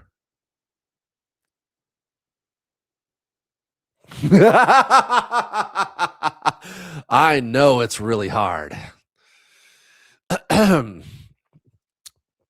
You don't have to tell me. If your twin flame is really hot, oh yeah, it's really hard. It's really hard to let that one go. And it's also really hard. No, but really though, getting serious here. You're not your body. You're not your body. And you're going to have to make this into a larger practice, my friend, like Yogananda did. By the way, you know how he died? He chose it. And I'm not talking about self-deletion. I'm not talking about the S word. I'm not talking about that. It's called parasamadhi. P-A-R-A. Parasamadhi. Parasamadhi. Parasamadhi. Right? Or if you're an American, parasamadhi. And it's where you leave your body. You're just, I'm done. My purpose here is served. And it's time for me to go. It's time for me to go back. And he even told somebody the day before, I'm going to do that tomorrow. And The next day, they're all having dinner and he just collapsed. Now, the doctor, they did an autopsy and they called it heart failure. Well, yeah, I suppose. Sure. The heart failed. Why? Because the life force left the body. He did that. Paramahansa Yogananda. That's almost as cool as Jesus physically flying up into the fucking sky and flying away. Holy shit. And I mean that. That's some holy shit right there, you guys. But yeah, Jewel, you're just going to have to double down on the non-dual teachings. And good for you. I'm glad that your twin flame is very beautiful. The advice is still the same. Do the detox. This is your spiritual journey. There is no twin flame journey. There's a spiritual awakening. And if you make this about the awakening only, then whatever needs to happen with the person, it'll happen. They'll just drift back in organically as a byproduct. You're not doing anything to get the person to come back. All right, next super chat from Annie. She said, I bought your course, my paid coaching, in September of 2024. My twin flame and I officially got together in June of 2025. Woo! Wah! Don DeMarco. Marco.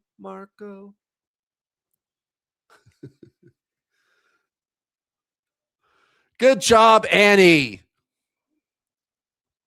There's another testimonial. You guys, I'm telling you, it's every day I get one of these. I'm taking a screenshot of that. Does it got the time? Yes, it does. You're going in a success stories video now, my friend. And Annie, if you're still watching, I hope you are. If you would like to do an interview on my YouTube channel, let me know. I'm going to give you a twin flame test first. I'm going to make sure that you actually had the awakening. But Annie, if you're watching, contact us.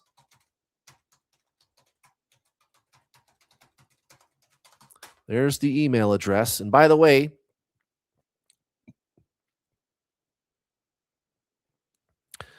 like I said earlier, you guys, of my Twin Flame Success Stories playlist,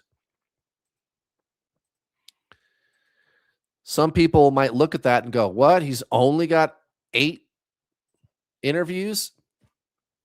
And to that, I would say, what do you mean only 8? Find me one other twin flame coach that's got anywhere near as much as this. And again, I don't think I'm better than anybody else. I'm not trying to brag. I'm not trying to put anybody down. Really, I would start having a conversation with you about why does this keep happening? Why does this keep happening? Why do I keep helping people to get together permanently with their twin flame? June of 2025, Annie, you have been with your twin flame for a year. So there you go, guys. There's another one. But yeah, 8 is actually a lot, you guys. Nobody else has this. And again, it's not because of me. It's because of the teachings. I'm using real spiritual teachings. The masters, Buddha, Jesus, Yogananda, Krishnamurti, Eckhart Tolle, Ram Dass, right? The big names in spiritualism, not some made up stuff on the internet, not the new age healing hype. And then on top of these interviews, the rest of these videos on here are all stuff like this, like Annie leaving her written testimonial. It's like 3, 4, 5 per video going around my YouTube channel or Facebook showcasing all the testimonials. And yeah, if you're watching me in Spanish, I got the same thing. Of course, my English success stories playlist has more videos because I've been doing it for a lot longer in English. But guys, I don't say this to brag. I say this so that you know, no, there is a way that this works. Yes, you can be together with your twin flame. Yes, it works. It absolutely does. And again, look at my epistemology. I'm not just going, well, this piece of advice over here, it sounds true, so I'm going to go with it. It just seems like it's a good idea. Well, just because it seems like it's a good idea doesn't mean it's going to work. Again, some people, or let me start over. People used to think the Earth is flat. Why? Because it's massive compared to you. You're just a little tiny speck on the face of the Earth. If you look around, it looks flat. And then again, people got in wooden sailing ships and started going, wait a minute, this bitch has a curvature to it. What's going on here? And then somebody circumnavigated the whole thing. Copernicus? Not Copernicus. Magellan? Who circumnavigated the world first? Magellan. There you go. Magellan. Yep.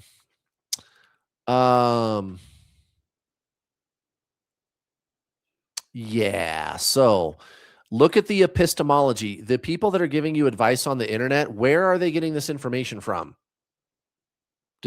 What is the epistemology? You're talking to some random person in Facebook or whatever. Number one, are they a twin flame? Or are they, again, like the overwhelming majority of the so-called twin flame community, where it's either a trauma bond, so not a twin flame, or some new ager who thinks that twin flames is just a really, really good soulmate, and we're going to do our healing together. That's well over 90% of the so-called twin flame community. No, this is how you tell if you met a twin flame. A spontaneous spiritual awakening. Once again, link in the video description, English or Spanish.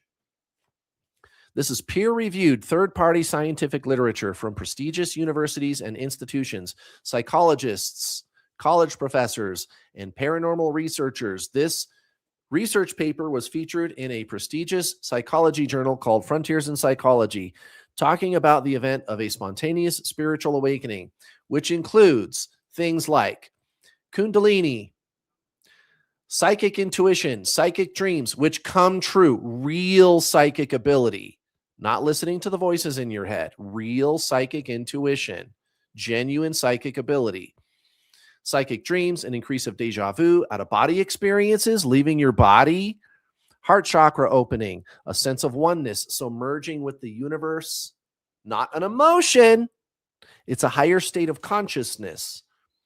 They call that union, by the way, which that's in the first sentence of this research paper. It's right there. You see where my mouse is? I don't know if you can see my mouse. It's on the second line right there, the word union, which is a complete non-dual merging experience of oneness with a perceived ultimate reality, the universe, God, or the divine. Also, heart chakra opening, Satori, plus a whole slew of weird outward paranormal experiences that can't be explained, strange events in your life. I was visited by a fucking angel, and I'm not kidding. Go watch the video. Go to my YouTube channel. Here, I'll show you. Where is it? Go to my YouTube. You're not even going to believe this. You're not going to believe it, guys. Go to my YouTube channel and scroll down. Is it on here? Here we go. At the very bottom where it says multiple playlists.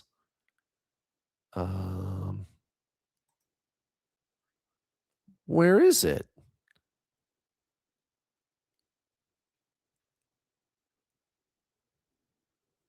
Oh. Well, I'm going to have to go check that out. I don't know where it went, huh? Here, let me try to find it. Manually. Here it is. That's interesting. I don't know why it wasn't showing up. I have to check on that. Um, there's a playlist on my YouTube channel called Kurt's Spiritual Autobiography. Now, there's the time I was visited by an angel when I was 4 and it left me a feather. And I had that feather until high school. So I had physical evidence. I know I didn't make it up. I know that I didn't make it up. Um and then this one at the bottom with the blue picture where it says touched by a physical angel in the flesh. That one, wow. That, oh man, that's the one that I'm talking about. Go watch that one, you guys. Holy shit. And I mean that. That was some holy shit right there. I'm telling you. Um, you guys, you cannot make this shit up. And you don't need to. You literally don't need to. We have peer-reviewed scientific literature now. And again, all they're doing is describing the same type of experience that the great spiritual masters have been describing for millennia. Millennia, guys. Buddha, Jesus, Paramahansa Yogananda, Krishnamurti, Alan Watts, Eckhart Tolle. Eckhart Tolle had Kundalini.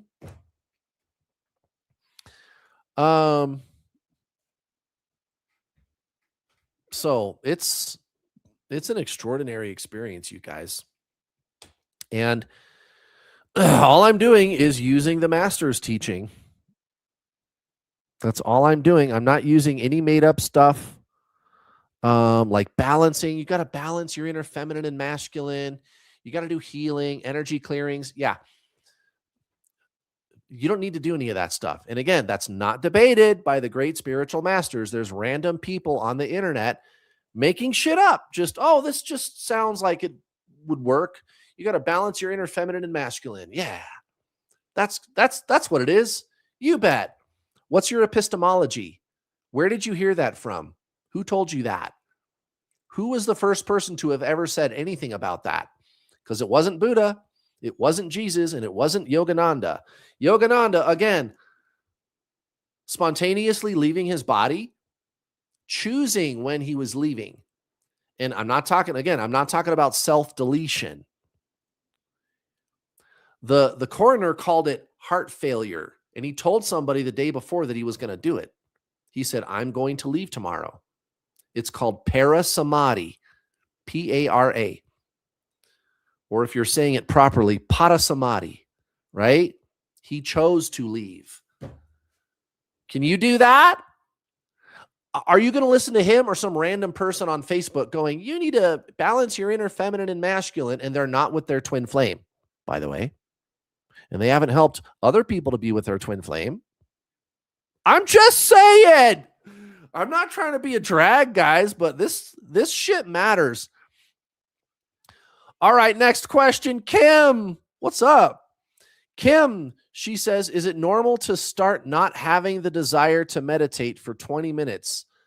I feel good and have been acknowledging my thoughts and will stop and stay present. Yes, it is normal. The ego is saying, I got this. You have to do it anyway. You have to do it anyway. It doesn't matter if you have desire. This is like a lot of things in life. You're going to have to make yourself do it.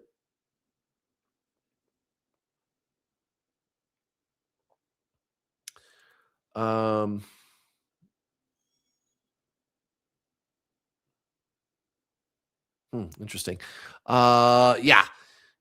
It's just the ego. It's I got this. It's like, oh, I'm kind of getting lazy, or I don't need to do it. It really helps, Kim, to maintain a daily spiritual practice. It really does. I like that you are getting present and doing that throughout the day. You got to do that too.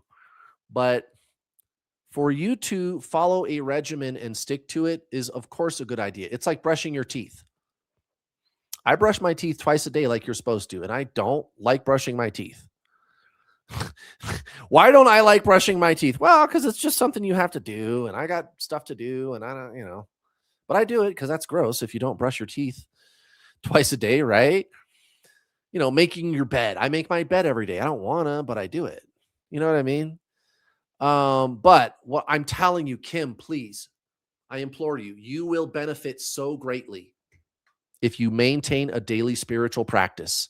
You will benefit so greatly. You really will. You really will. So make yourself do it. Yes, I floss too. I actually floss. I got a crown back here, and there's this big gap now because of the crown. And so I carry those little flossers with me because I got to do it every time I eat. But yeah, I have like obnoxiously good hygiene, and my house is like spotless. It doesn't even look like it's lived in. We keep it really clean. And I meditate every day. And I actually, Kim, I'm the opposite of you when it comes to meditation, because that's the one thing I could do all fucking day. I love to meditate. And you will too, Kim. I promise you, if you make yourself do it day in, day out, you will benefit so greatly. You will. It'll make everything else you're doing during the day work, and you will start to crave it. And you'll go to depths that you've never imagined possible. Also, Kim is saying, I spent 4 days after 2 years with my twin flame, and it was peaceful. We did it once. All right. We talk more, but he still does ghost. LOL. Yeah, well, again, don't make him the goal. That's probably all that is you're just making him the goal, and you're worried about making sure. That's another, pretty common mistake that people make. They want to make sure, that they're doing it properly. They don't want to mess this up. And so they are, like when the twin flame comes back, like, I got to make sure that I don't mess it up. And that's usually what happens when they come back. You're like, okay, I got to maintain. It's not that. You're not that which wants to maintain. You're not the mind. You are not that which wants to maintain and wants to make sure. So you got to take your hands off the steering wheel completely. Continuing, she says, I did it for the last 8 months. Now all of a sudden, no desire. Yeah, the ego, that's the ego. Desire or no desire, duality, I want to, I don't want to. Right? And the ego is going, I got this. I don't want to do it. So that's all that is. You're going to have to make yourself do it. And don't just sit there thinking. By the way, Kim, when you do your meditations, do make it a good meditation. Really put some effort into it. I'm telling you, you are going to benefit so greatly in the long run. And then she says, twin flame who? I love that. Good for you. Good for you.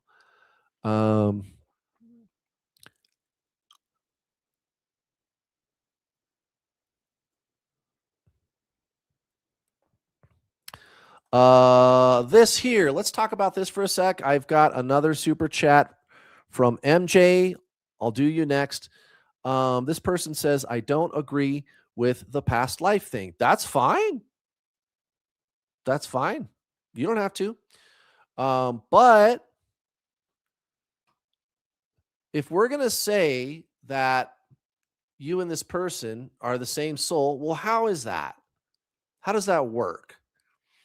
And my explanation for how it could be that you are the same soul, number one, explains it in a pretty simple way.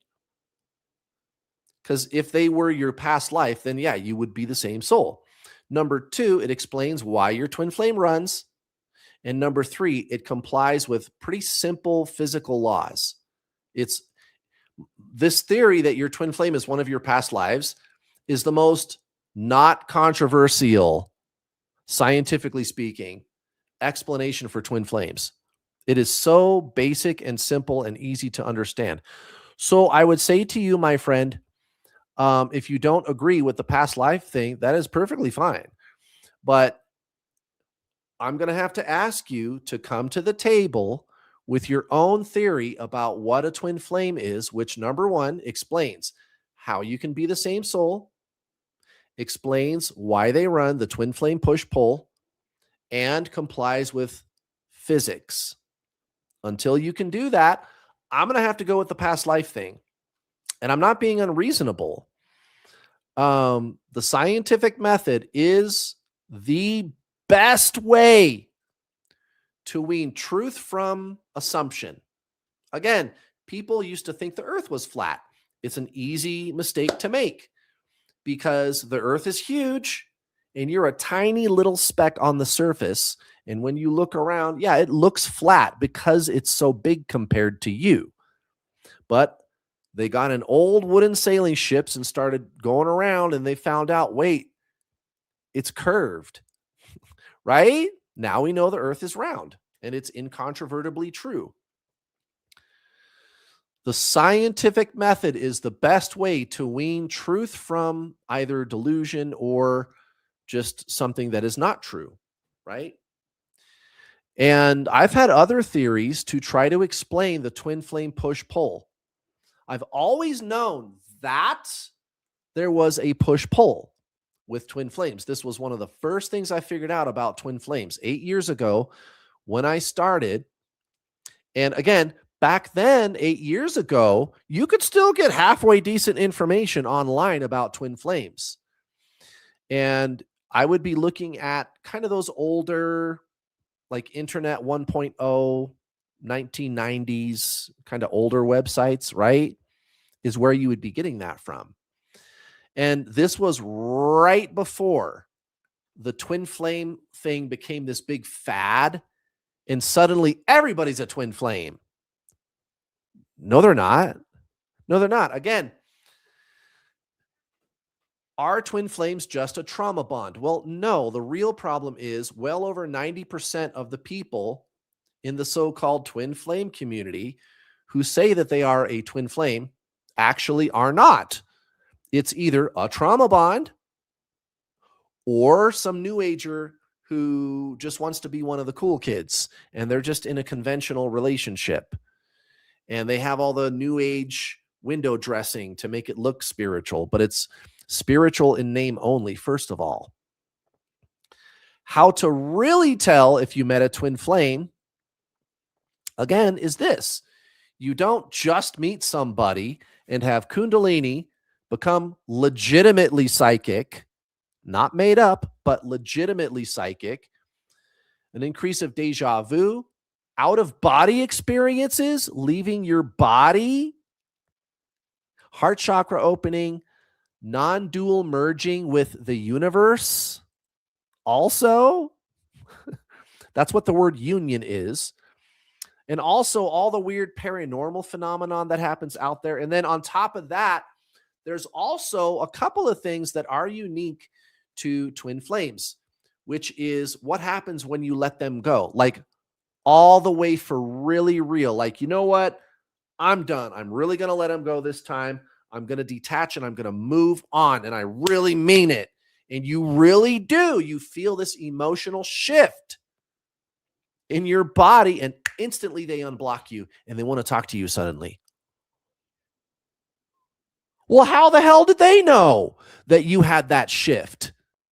Right. The nature of the soul is consciousness, which is non-dual. The mind is duality. So the mind is focusing outwardly on an outcome with your twin flame. That's what pushes them away. Think of this mechanically, guys. Think of this in terms of mechanics, right? Not, come on, not psychologically, mechanically. You focus on them mentally, emotionally, or metaphysically. They focus on anything but you. But when you let them go, there's no more duality. There's no more outward focus. That's when they contact you. Yeah, well, the soul, the nature of the soul is non-dual. So this is observed, you guys. The twin flame push-pull is observed. Thousands of cases that I have personally worked with. And again, 8 years ago when I started, it was this. And then the fad twin flame culture came along. Again, twin flames is real. twin flames are real. How do you tell? How do you tell if it's really a twin flame? Well, how you tell is this. Again, I'll link this in the video description. This is peer-reviewed scientific literature, English, Spanish, whatever language, peer-reviewed scientific literature about what a spontaneous spiritual awakening is, which is probably a lot less than 10% of the so-called twin flame community, which means most of it are people that are just trauma bonded. And they're making the people that really met a twin flame look stupid. Well, anyway, 10 years ago, it was understood that it's physics. It was understood that it was a mechanism. You and your twin flame are a closed energy system, guys. It's physics that makes them run. You push, they pull away. There's not two of you. What you're looking at on your screen is one closed energy system. And in all closed energy systems, energy moves from greater to lesser. For example, the second law of thermodynamics, entropy, right? So we understand that there's a mechanism, and that was well understood 8 years ago when I started. It was still on the internet. Not long after I came along, though, 8 years ago, that's when the fad twin flame culture, which is fraudulent, not twin flames, started to become more and more popular. And all of a sudden it was, oh, well, it's because they need to heal their inner child. That's why they run. And then a couple of years later, it was, oh, well, they're a narcissist. That's why they run. And now it's, oh, well, they're an avoidant. That's why they run. And then 2 years from now, it'll be, oh, it's the nervous system. Okay, guys, which is it? Which is it? Is it they're an avoidant? Is it they need to heal? Is it they're a narcissist? Is it the nervous system? Which one is it, guys? It's been 8 years, and these things come and go, guys. These psychological explanations, they come and go. This is still there, though. The twin flame push-pull. It's still this. And it's kind of working. It's kind of working, guys. Again, you could go look at my twin flame success stories playlist. If you watch interviews with my students, they're going to tell you that. This one here with the red, the blonde woman with the red, her name is Rain. And it's available in Spanish too, English, Spanish, if you want to go watch it. I think she's a little further down on the Spanish channel. So YouTube channel, this is the playlist. Rain, she even said, yeah, the less I do about him, the more he wants to be with me. That is the way of the soul. The soul just is. It doesn't care about outcomes. The soul is non-dual consciousness, so it is inherently not focused outwardly. The mind is separation. It is inherently duality, so it is inherently going to be focusing outwardly. So that's why your twin flame runs. And that's part of my answer to this person's question here or statement, which is this is the first thing that I ever noticed about twin flames. And this really wasn't debated. When I came along 8 years ago, everybody knew that's what this was. Everybody knew the real reason they run is energy, guys. It's physics. And again, people that have had a spontaneous spiritual awakening, like my students on my YouTube channel, if you want to go check them out, I verified all of these people. I asked them all the right questions about a spontaneous spiritual awakening. Did that really happen? And of course it did. So the evidence is pretty solid, guys. And I can't emphasize this enough. That the reason your twin flame runs is mechanical was really not debated at all up until about 7 years ago when the fad twin flame culture came onto the scene. And it's all people that aren't even twin flames. Most of the people with a YouTube channel telling you that they are a twin flame coach and they're going to help you with their twin flame, most of them are not twin flames. And they haven't helped anybody else to be with their twin flame. And they're insisting that it's some psychological reason that makes your twin flame run. I've helped thousands to be with their twin flame, guys. Thousands. It's awesome. It's this. Now that I've established that, why? Why is there the push pull? I've been trying to figure that out. And it wasn't until about 3 years ago that I had that big breakthrough. Because I know that there is a twin flame push pull. I did not understand why. I realized that I have more energy. In a closed energy system, energy travels from greater to lesser, right? For example, the second law of thermodynamics, it's entropy that causes that flow of energy. And this is just one way that manifests in our universe. It's called the second law of thermodynamics. But there's other energy forms, and it's not magnetism. It's not magnetism. It's not magnetism. Because I'll be talking about this on a YouTube short, and I'll see somebody in the comments go, well, with magnets, the positive and the negative are attracted to each other. So you're wrong, Kurt. No, you're wrong. I'm not talking about magnetism. I'm talking about entropy. I'm talking about basic energy systems, right? So I've always known that there was a push-pull, which means the so-called feminine twin has more energy. But why? Why is there? One night, I'm sitting on my bed, pulling tarot cards, trying to figure out what I'm going to do in my next life. Because I know I'm going to reincarnate someday. And I'm thinking, you know, I don't want to reincarnate into the future. And you don't have to. Most people think that when you do the thing that we call die, let's say you die in 60 years, it'll be the year 2086, right? Okay, so it's 2087 when I reincarnate, because that's what you do. It's reincarnation. You're going to go into the future in your next life. Well, yeah, you could do that, but you don't have to. You can go back into the 1950s and be born there if you want in your next life. And you have done that lots of times. And you met one of them. There's no time on higher planes. And a physicist will tell you that. Where do you go when you die? A higher plane. There's no time on higher planes. Even conventional science is going to tell you that. So you can access any point in time. That's why you can get psychic ability and see the future or whatever, right? Because there's no time. Where that information is coming from is a higher plane. That psychic information that you're getting. So I'm going to reincarnate into the 1950s. And then I had this big, like, oh shit, right? Like this big aha moment. And I was like, wait a minute. That's got to be it. That's got to be it. Because if my twin flame and I are the same soul, that would explain how we're the same soul. And I would necessarily have more consciousness. What happens when you reincarnate a bunch of times? What happens when you reincarnate a bunch of times?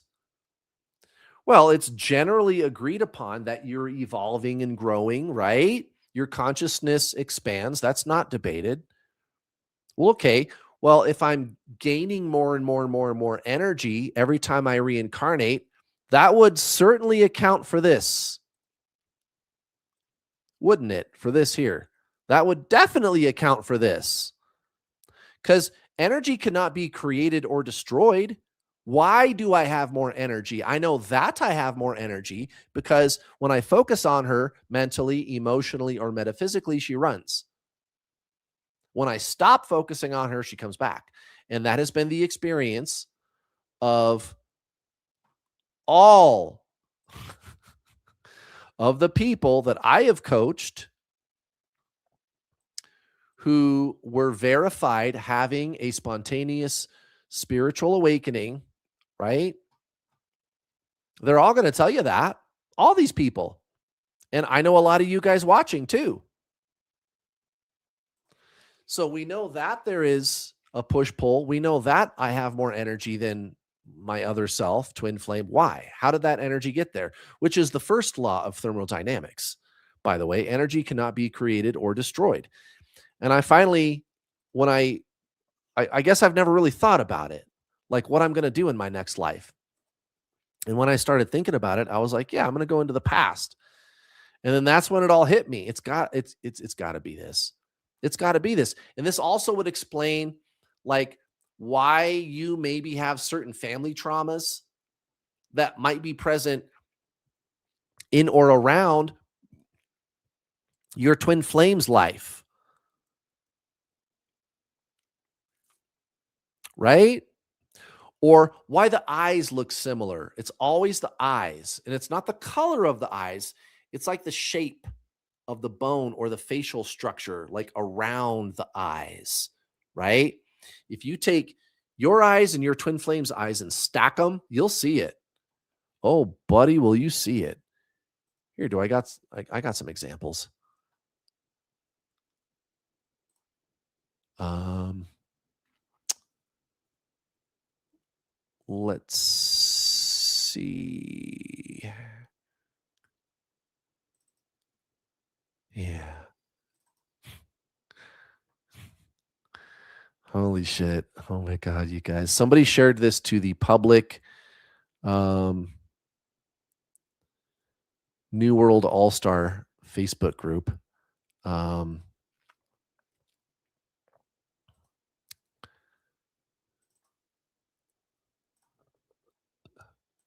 okay. Remove. Boom. Here we go. Okay. Look at that. Now, she's got blue eyes, he's got brown eyes, but they both have big droopy eyes, right? This is just one example. And I cannot show you the other ones that I have. Um because it shows too much of their face. And I don't want to get too out of control um, with, privacy and everything like that. But that's a thing. So the past life thing, if you don't want to agree, that's fine. But you're going to have to come up with something else, my friend. You're going to have to come to the table with something that explains why there is a push pull. Why is there that difference in energy between you and them? How it is that you can be the same soul. How does that work? And it complies with known physical law. And again, this theory that they are one of your past lives is a simple explanation. There's absolutely nothing controversial about this at all. Consciousness increases with each life lived. That is very well established in any of the spiritual Zen traditions with reincarnation. You have more energy. That's why they run. You are the so-called feminine. You have more consciousness and you're having the awakening. It explains everything. And again, the whole thing about like what people call karma. So if you look at like family dynamics in your family and family dynamics in their family, you're going to see those similarities, guys. You're going to see them, and you guys even fucking look the same. It's crazy. So yeah, I don't know. You don't have to agree. That's fine. But I'm going to show up with receipts. I'm going to show up with receipts. It's going to be the scientific method. It's not going to be my opinion. And it's going to it's going to follow the data. It's going to be something that I could show to a third party and it's going to make sense to them and it's going to explain a lot of things. It's going to explain a lot of things, and this theory explains all of it. That your twin flame is one of your past lives. And let me make this clear because I explain this stuff to people sometimes and they're just not getting it. When your twin flame dies, they're going to reincarnate 10 times. And on the 11th, they're going to be born into your body and be you and live your life, looking out through your eyes. Okay? Your twin flame, whenever you see them, you're watching a replay of stuff you did in the first person in one of your past lives. You really are your twin flame. You really are the same soul.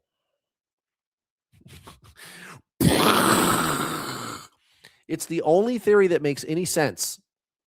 It's the only theory that makes sense, complies with science, explains the push-pull, and explains all this other stuff too that we just talked about. So let me know when you've got a better theory. Hit me up. And it's not the soul splitting thing. It's not that. It's not quantum entanglement. Quantum entanglement is when you have your starting point is you have two independent particles in a laboratory. So it's already two. It's not one soul. It's two. You're starting with two independent things and putting them in close proximity. Look it up. Look it up. Quantum entanglement is not splitting a particle. And it's not the soul splitting hypothesis either. That came from Aristophanes and Plato. And it was a literary work called Symposium when it comes to Plato, anyway. Symposium. And he goes, yes, it is as if the soul split and the two lovers who were separated, they can never be apart again now that they've been reunited. And they just love each other so much.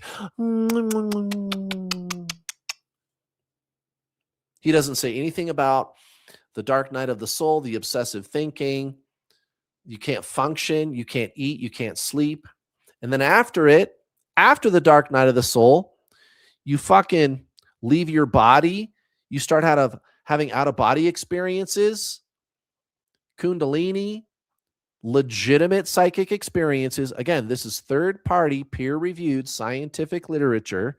Link in the description, English, Spanish. A real spiritual awakening, right? Plato and Aristophanes didn't say anything about that. And anyway, how do they know that? Oh, the soul splits. That's where that came from. Somebody who was a twin flame probably saw that and they said, oh, that's got to be what it is. This is a much more rational, easy to understand, plausible explanation. It's just reincarnation, guys. Which means, yeah, you can have more than one twin flame, but how would you know that unless they triggered another spontaneous spiritual awakening? Well, you wouldn't. You wouldn't. MJ, thank you for another super chat. Or as Michael Jackson would say, thanks, girl. Come on, girl.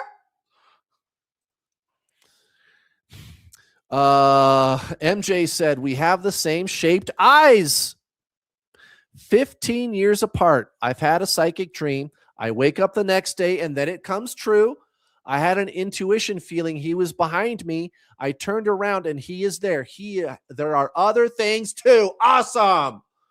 That's what I'm talking about. That's what I'm talking about. Here's another question I get asked all the time. Why is there an age gap? In approximately 50% of the people that I've worked with, and I'm not just making that number up, I've taken surveys.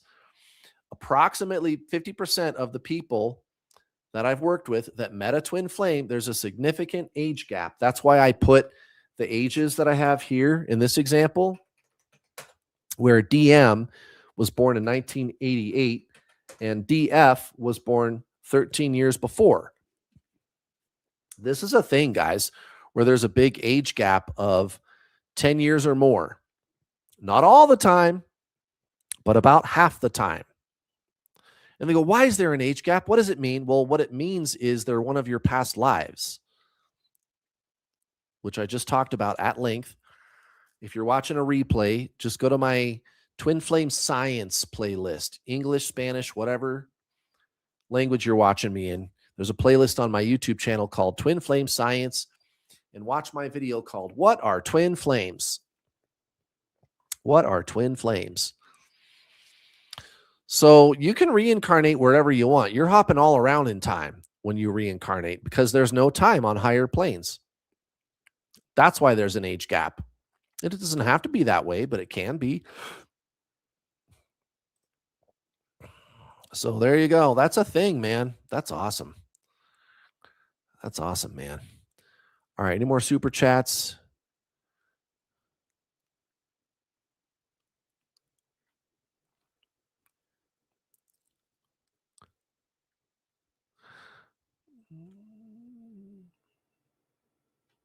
What?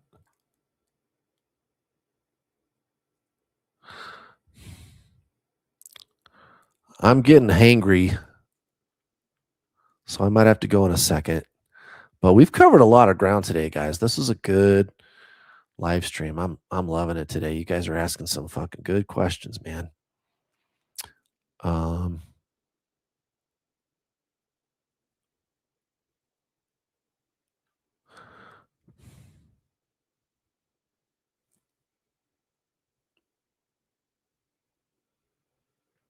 Oh yeah. Yeah, I like that. Yeah. Jewel, you are actually your twin flame divine masculine is seeing what they're going to be doing. That's true. Yeah. That is true. Kim, yeah. If I was him in a past life, then I was a player. Yeah, that could be. That could be. Uh oh man, I just got another super chat. That's fine. I appreciate you. I was gonna go. I'm getting hungry. But somebody else before I go to you uh is saying that she cannot. It's this person.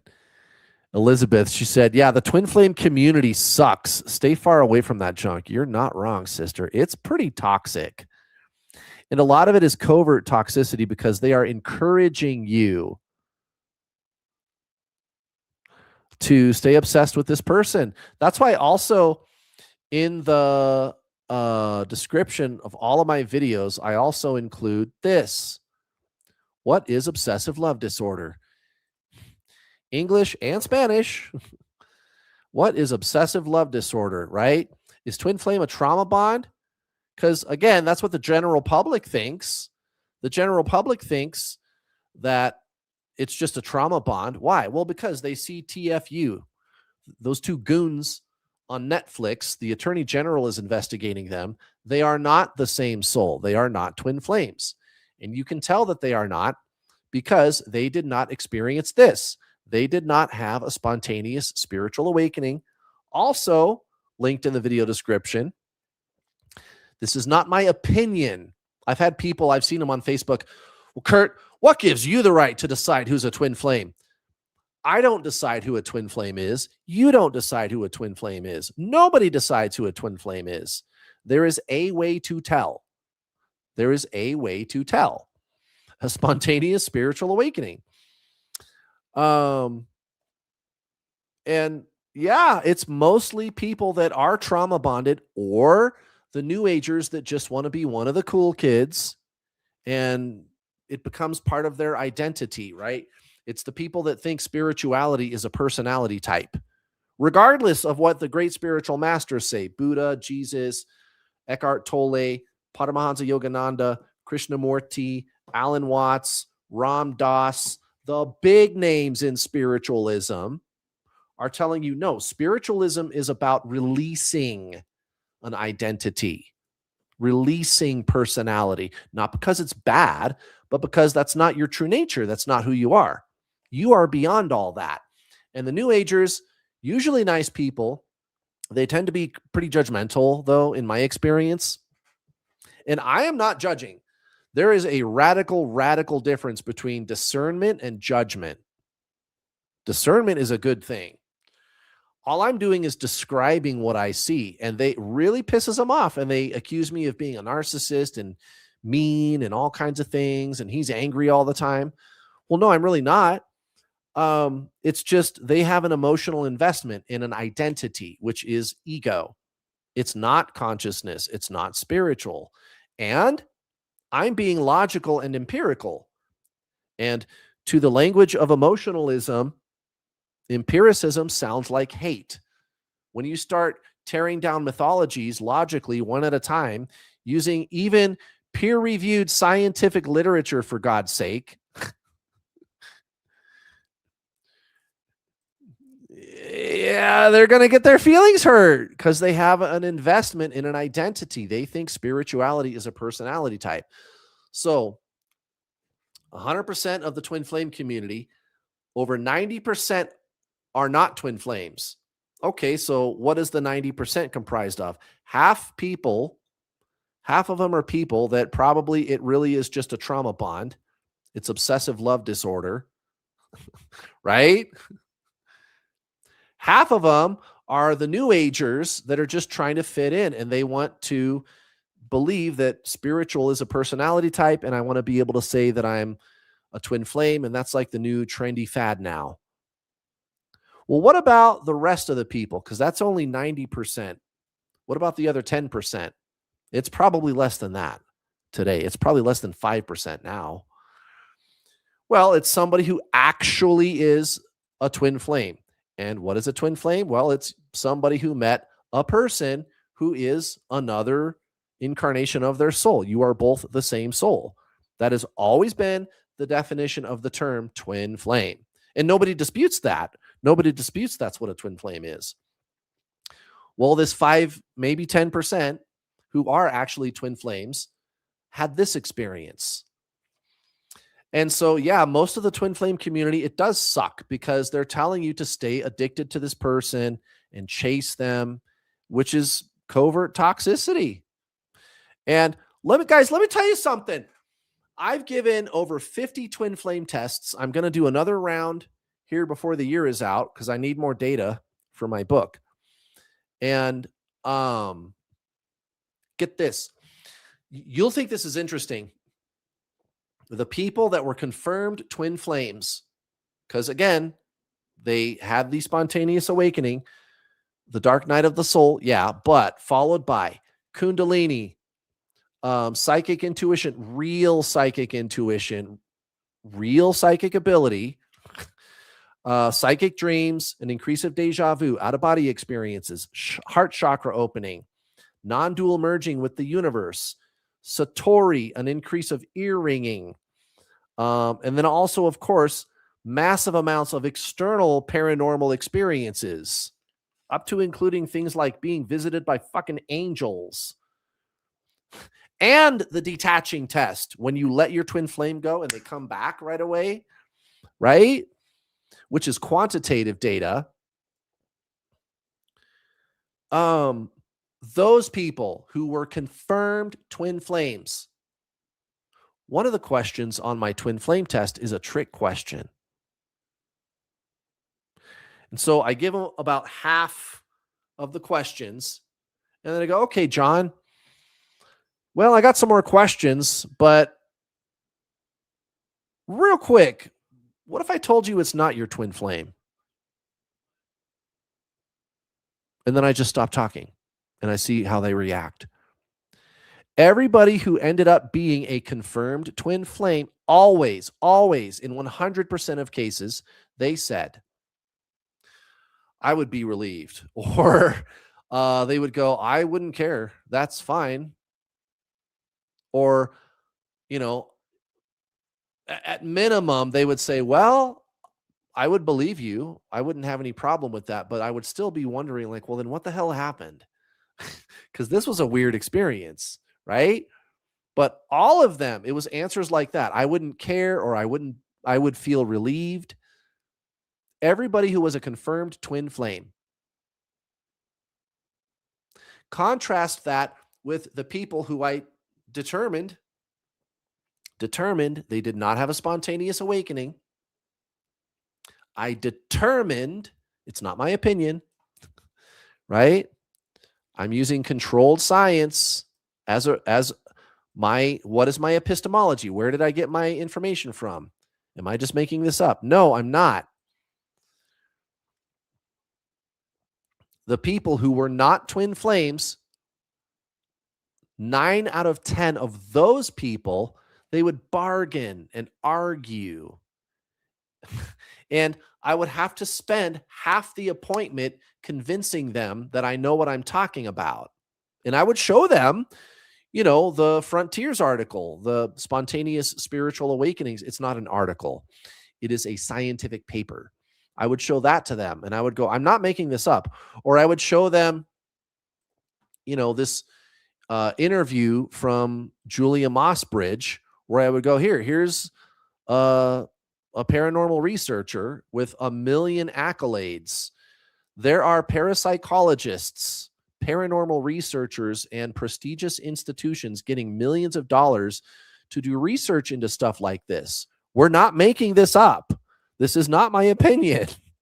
And she's got a rap sheet of accolades a mile long. Look at all this. Go read this. Go find this video, guys, if you want to read it. So we're not making this stuff up. We can prove. I can prove what I'm talking about. I have receipts. I bring receipts. What's my epistemology, right? But those people, almost all of them, I would have to convince them. And then they still would not quite believe me. Why? I don't know. Maybe, just maybe, it's this. Maybe it's a trauma bond. Right? And then they saw people on the internet telling them, oh, yeah, you bet. It's your twin flame then.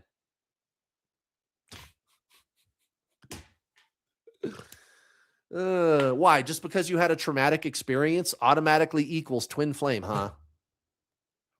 Now, I realize that there's the dark night of the soul.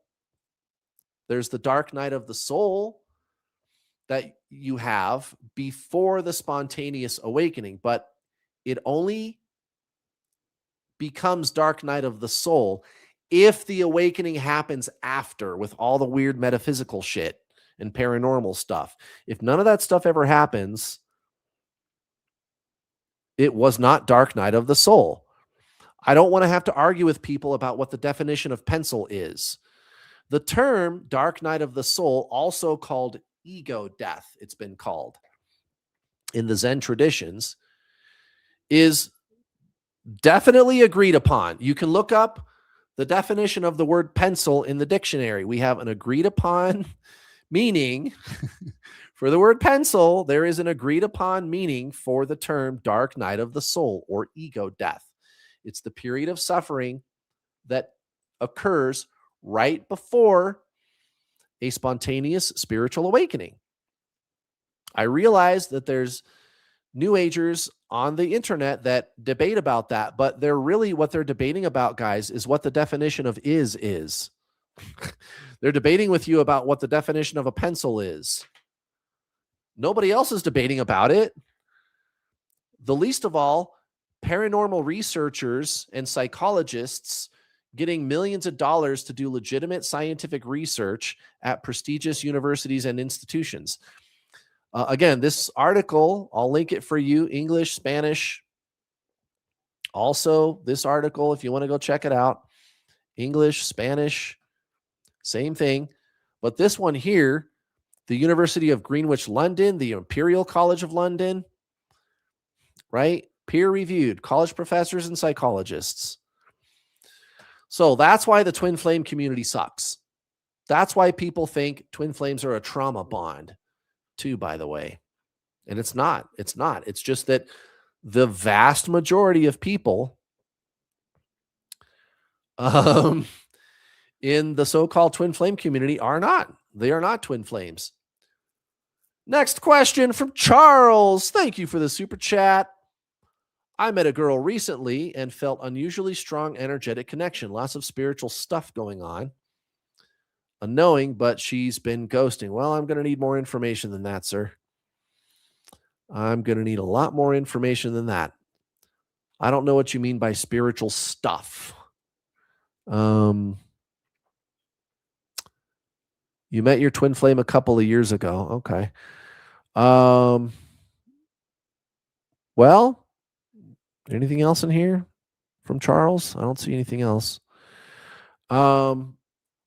It's like this.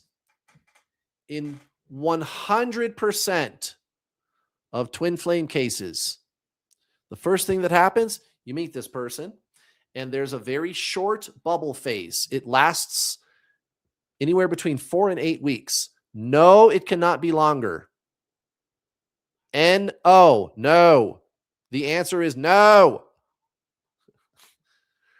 The only times I've ever seen it appear to take longer, there was a actually pretty good explanation for it. Like one time there was a guy that I came across who was like an expert meditator. He was expert level at meditating. And as soon as there was any kind of drama, and I think it was like at the 4-week mark, 4 or 5 weeks, she started to pull away. It hurt, right? He was experiencing all this pain. And so he decided to make himself feel better. He was going to start meditating and doing really good meditations and not really focusing on her as much. Gee, what am I always telling you guys to do? Stop chasing your twin, go within, right? That's what he did. And he was barely able to kind of hold it together for about 10 months. But it was precarious. She was always cold. She was always trying to find an excuse to leave all the time. But he was barely able to hold it together for 10 months. And then she ran off and he crashed, right? And had the awakening. That's the only time. No exceptions. And I don't want to hear it. I don't want to hear it. Kurt, you're wrong. I met my twin flame and we were together for 2 years first. And then I'm going to start asking them a bunch of questions. If somebody tells me that, I'm going to start asking them a bunch of questions about if they experienced this, a spontaneous spiritual awakening. Did you have Kundalini? Did you have out-of-body experience? Did you spontaneously become legitimately psychic, real psychic ability? An increase of deja vu, out-of-body experiences, heart chakra opening, non-dual merging with the universe, paranormal experiences. And it's like, you notice every time I get to the part about Kundalini or psychic experiences, I have to go real Kundalini, real psychic experiences, because you have to argue with people about that too. Like, dude, I'm telling you, social media is the worst thing, maybe, for the most part, I guess, to have ever happened. When because I have to argue with people about what Kundalini is. I have to argue with people about what the definition of the word pencil is. You know, I describe it and some people, they go, well, that's not what it is. I had hot and cold flashes and I know that's Kundalini and you can't tell me that it's not. Okay, fine. I'll tell you what. You can keep the word Kundalini. Keep it. Okay? I'm talking about the thing. Seriously, you got to argue semantics with people. They're so desperate to cling to an identity of I'm a twin flame, right? This is what I tell people. If you really want to know what Kundalini is, go to the library and get a book published before 1970. This book was originally published in 1967. What Kundalini is not debated by normal people, but it's debated by twin flames on Facebook. It's pathetic. Or what constitutes psychic ability, right? So I have to go through all these motions with people over this kind of stuff, over pretty conventionally accepted concepts. People don't argue about this stuff in any other spiritual niche. Any of them. Law of attraction, non-duality, yoga. Yoga, you guys, yoga, people that practice yoga are really clear about what Kundalini is. Go ask a yoga instructor. But really, you go into the twin flame community and you have to argue with people about it. And I'm done. I got to the point where I just started deleting them, guys, because I'm so tired of arguing about it. And I'm not here for those people. They're not twin flames. Those people are not twin flames. So Charles, that's the deal. That's the spiel. It's 4 to 8 weeks, period, end of story. 4 to 8 week bubble phase, period, end of story. Yes, 100%. And again, anybody that says, Kurt, you're wrong, I'm the exception, I'm going to start asking you questions. And I'm going to find out you didn't have a spontaneous spiritual awakening. Full stop. Full stop. So Charles, go watch my 7 true signs you met a twin flame video. Go watch that video, my friend. It's long. It's long for a reason. People look at that and they go, Kurt, 7 hours? Are you, or I'm sorry, not 7 hours, but 3 hours. Are you crazy? I'm not going to watch that. That's too long. Just give it to me. Dude, seriously, if you really met your twin flame, I already know that you would go watch this video. Because again, I just told you guys, I give people the twin flame test. People that are confirmed twin flame cases, they've got no problem with this stuff. They want to learn about it. Or and they're not in a hurry. They're not in a hurry. If I tell somebody that really met a twin flame, you got to slow down, you got to detox, you got to stop chasing this person. You got to go within and meditate and stop making it about them. Somebody that really met a twin flame, they've got no problem with that. Really? And actually, once they start meditating, they really enjoy it. And they love detoxing from the person and being free from the whole craziness, right? But the people that did not meet a twin flame, in contrast, it's probably just this, man. And again, I'll link this in the video description. And I'm not, again, this is pure passion, guys. This is pure passion. Why I get up here and do this, and I'm so passionate about it. But it's kind of a crazy job too, because I have to like sift through really like semantics. I have to argue with somebody about semantics now, like what the definition of a spiritual awakening is, which is something that has been talked about for millennia, guys, thousands of years by the spiritual masters. Why? Why? So yeah, it's just that, guys. This is the way that I am, and the way that like the way that I present, you know, I'm laughing and I'm joking, and sometimes I'm like, yeah, god damn it, right? It's been that way since day one, guys. I haven't changed. I just had somebody leave a comment on my YouTube channel. Kurt, you've really changed. You used to be very happy in your older videos. You didn't watch enough of my older videos, apparently, because I haven't changed at all, guys. And yeah, I'm a very passionate speaker, and I think this is really interesting and stuff, but god damn, man, the twin flame community is really insufferable. It really is, guys. And probably most of it is a trauma bond. It probably really is, you guys. And you're right. You're right. That's it. That's it. People want to be special. People want to be special. That's right. To them, it's a personality type. They want to, it's like, I want to prove that I'm the biggest, most spiritual person, which is the last thing that you would really do if you were awakening to consciousness. I don't think I'm better than anybody else. And I say that in like every fucking video, guys, but I know there's a truth. I know there's a truth here. Yeah, go watch the old Doorway to Union video. That's right. Here, I'm going to pull that up right now. Oh my God. You want to see old Kurt in action? Okay, so you go to the, is it on here? Hold on. Okay, go to the homepage of my YouTube channel and you scroll down and you'll find it. There it is, Legacy Videos. Legacy Videos. There it is, my playlist, Legacy Videos. And there it is. Twin Flames, the Doorway to Union. It's this one, right? Where I'm in the kitchen. Yep. Here, and today, how your twin flame is the doorway to your soul, and how. Yep. It was a good one, man. It was good. But yeah, it's just that, guys. Like, you know, people think to be spiritual, you have to be saintly or something like Yoda from Star Wars. And that's not spiritual at all. Spiritual is not a personality type. Do you remember Alan Watts? Just go listen to some of his old audio recordings. And be careful of the AI, by the way. Make sure that you're getting an authentic Alan Watts recording, right? Because that's a problem. Let me show you. That's a problem right now, big time.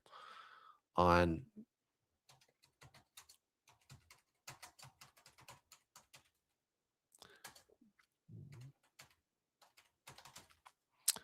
on YouTube right now is AI slop. Yeah, here it is. Official Alan Watts. Go to this one. And dude, the guy was so funny, man. He's joking around, um, telling kind of off-color jokes and drinking and smoking. You know, it was the 1960s, right? He was kind of a rascal. You remember Jesus? Jesus in the Bible storming into the temple with a whip, chasing motherfuckers out of there with a whip, flipping over tables, yelling. Jesus. Tell me again what a spiritual person looks like. I just watched a video of Eckhart Tolle talking about the time he told a heckler to shut up. You know, he's having one of those presentations he does, like a live, here, spend an evening with Eckhart Tolle, right? And there was a heckler in the audience, and he told him to shut up. So, yeah, spiritual is not a personality type, you guys.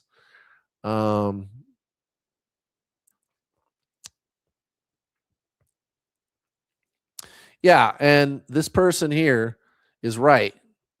If you watch my 3-hour long 7 True Signs video and you don't get most of the stuff, it's not your twin flame, dude.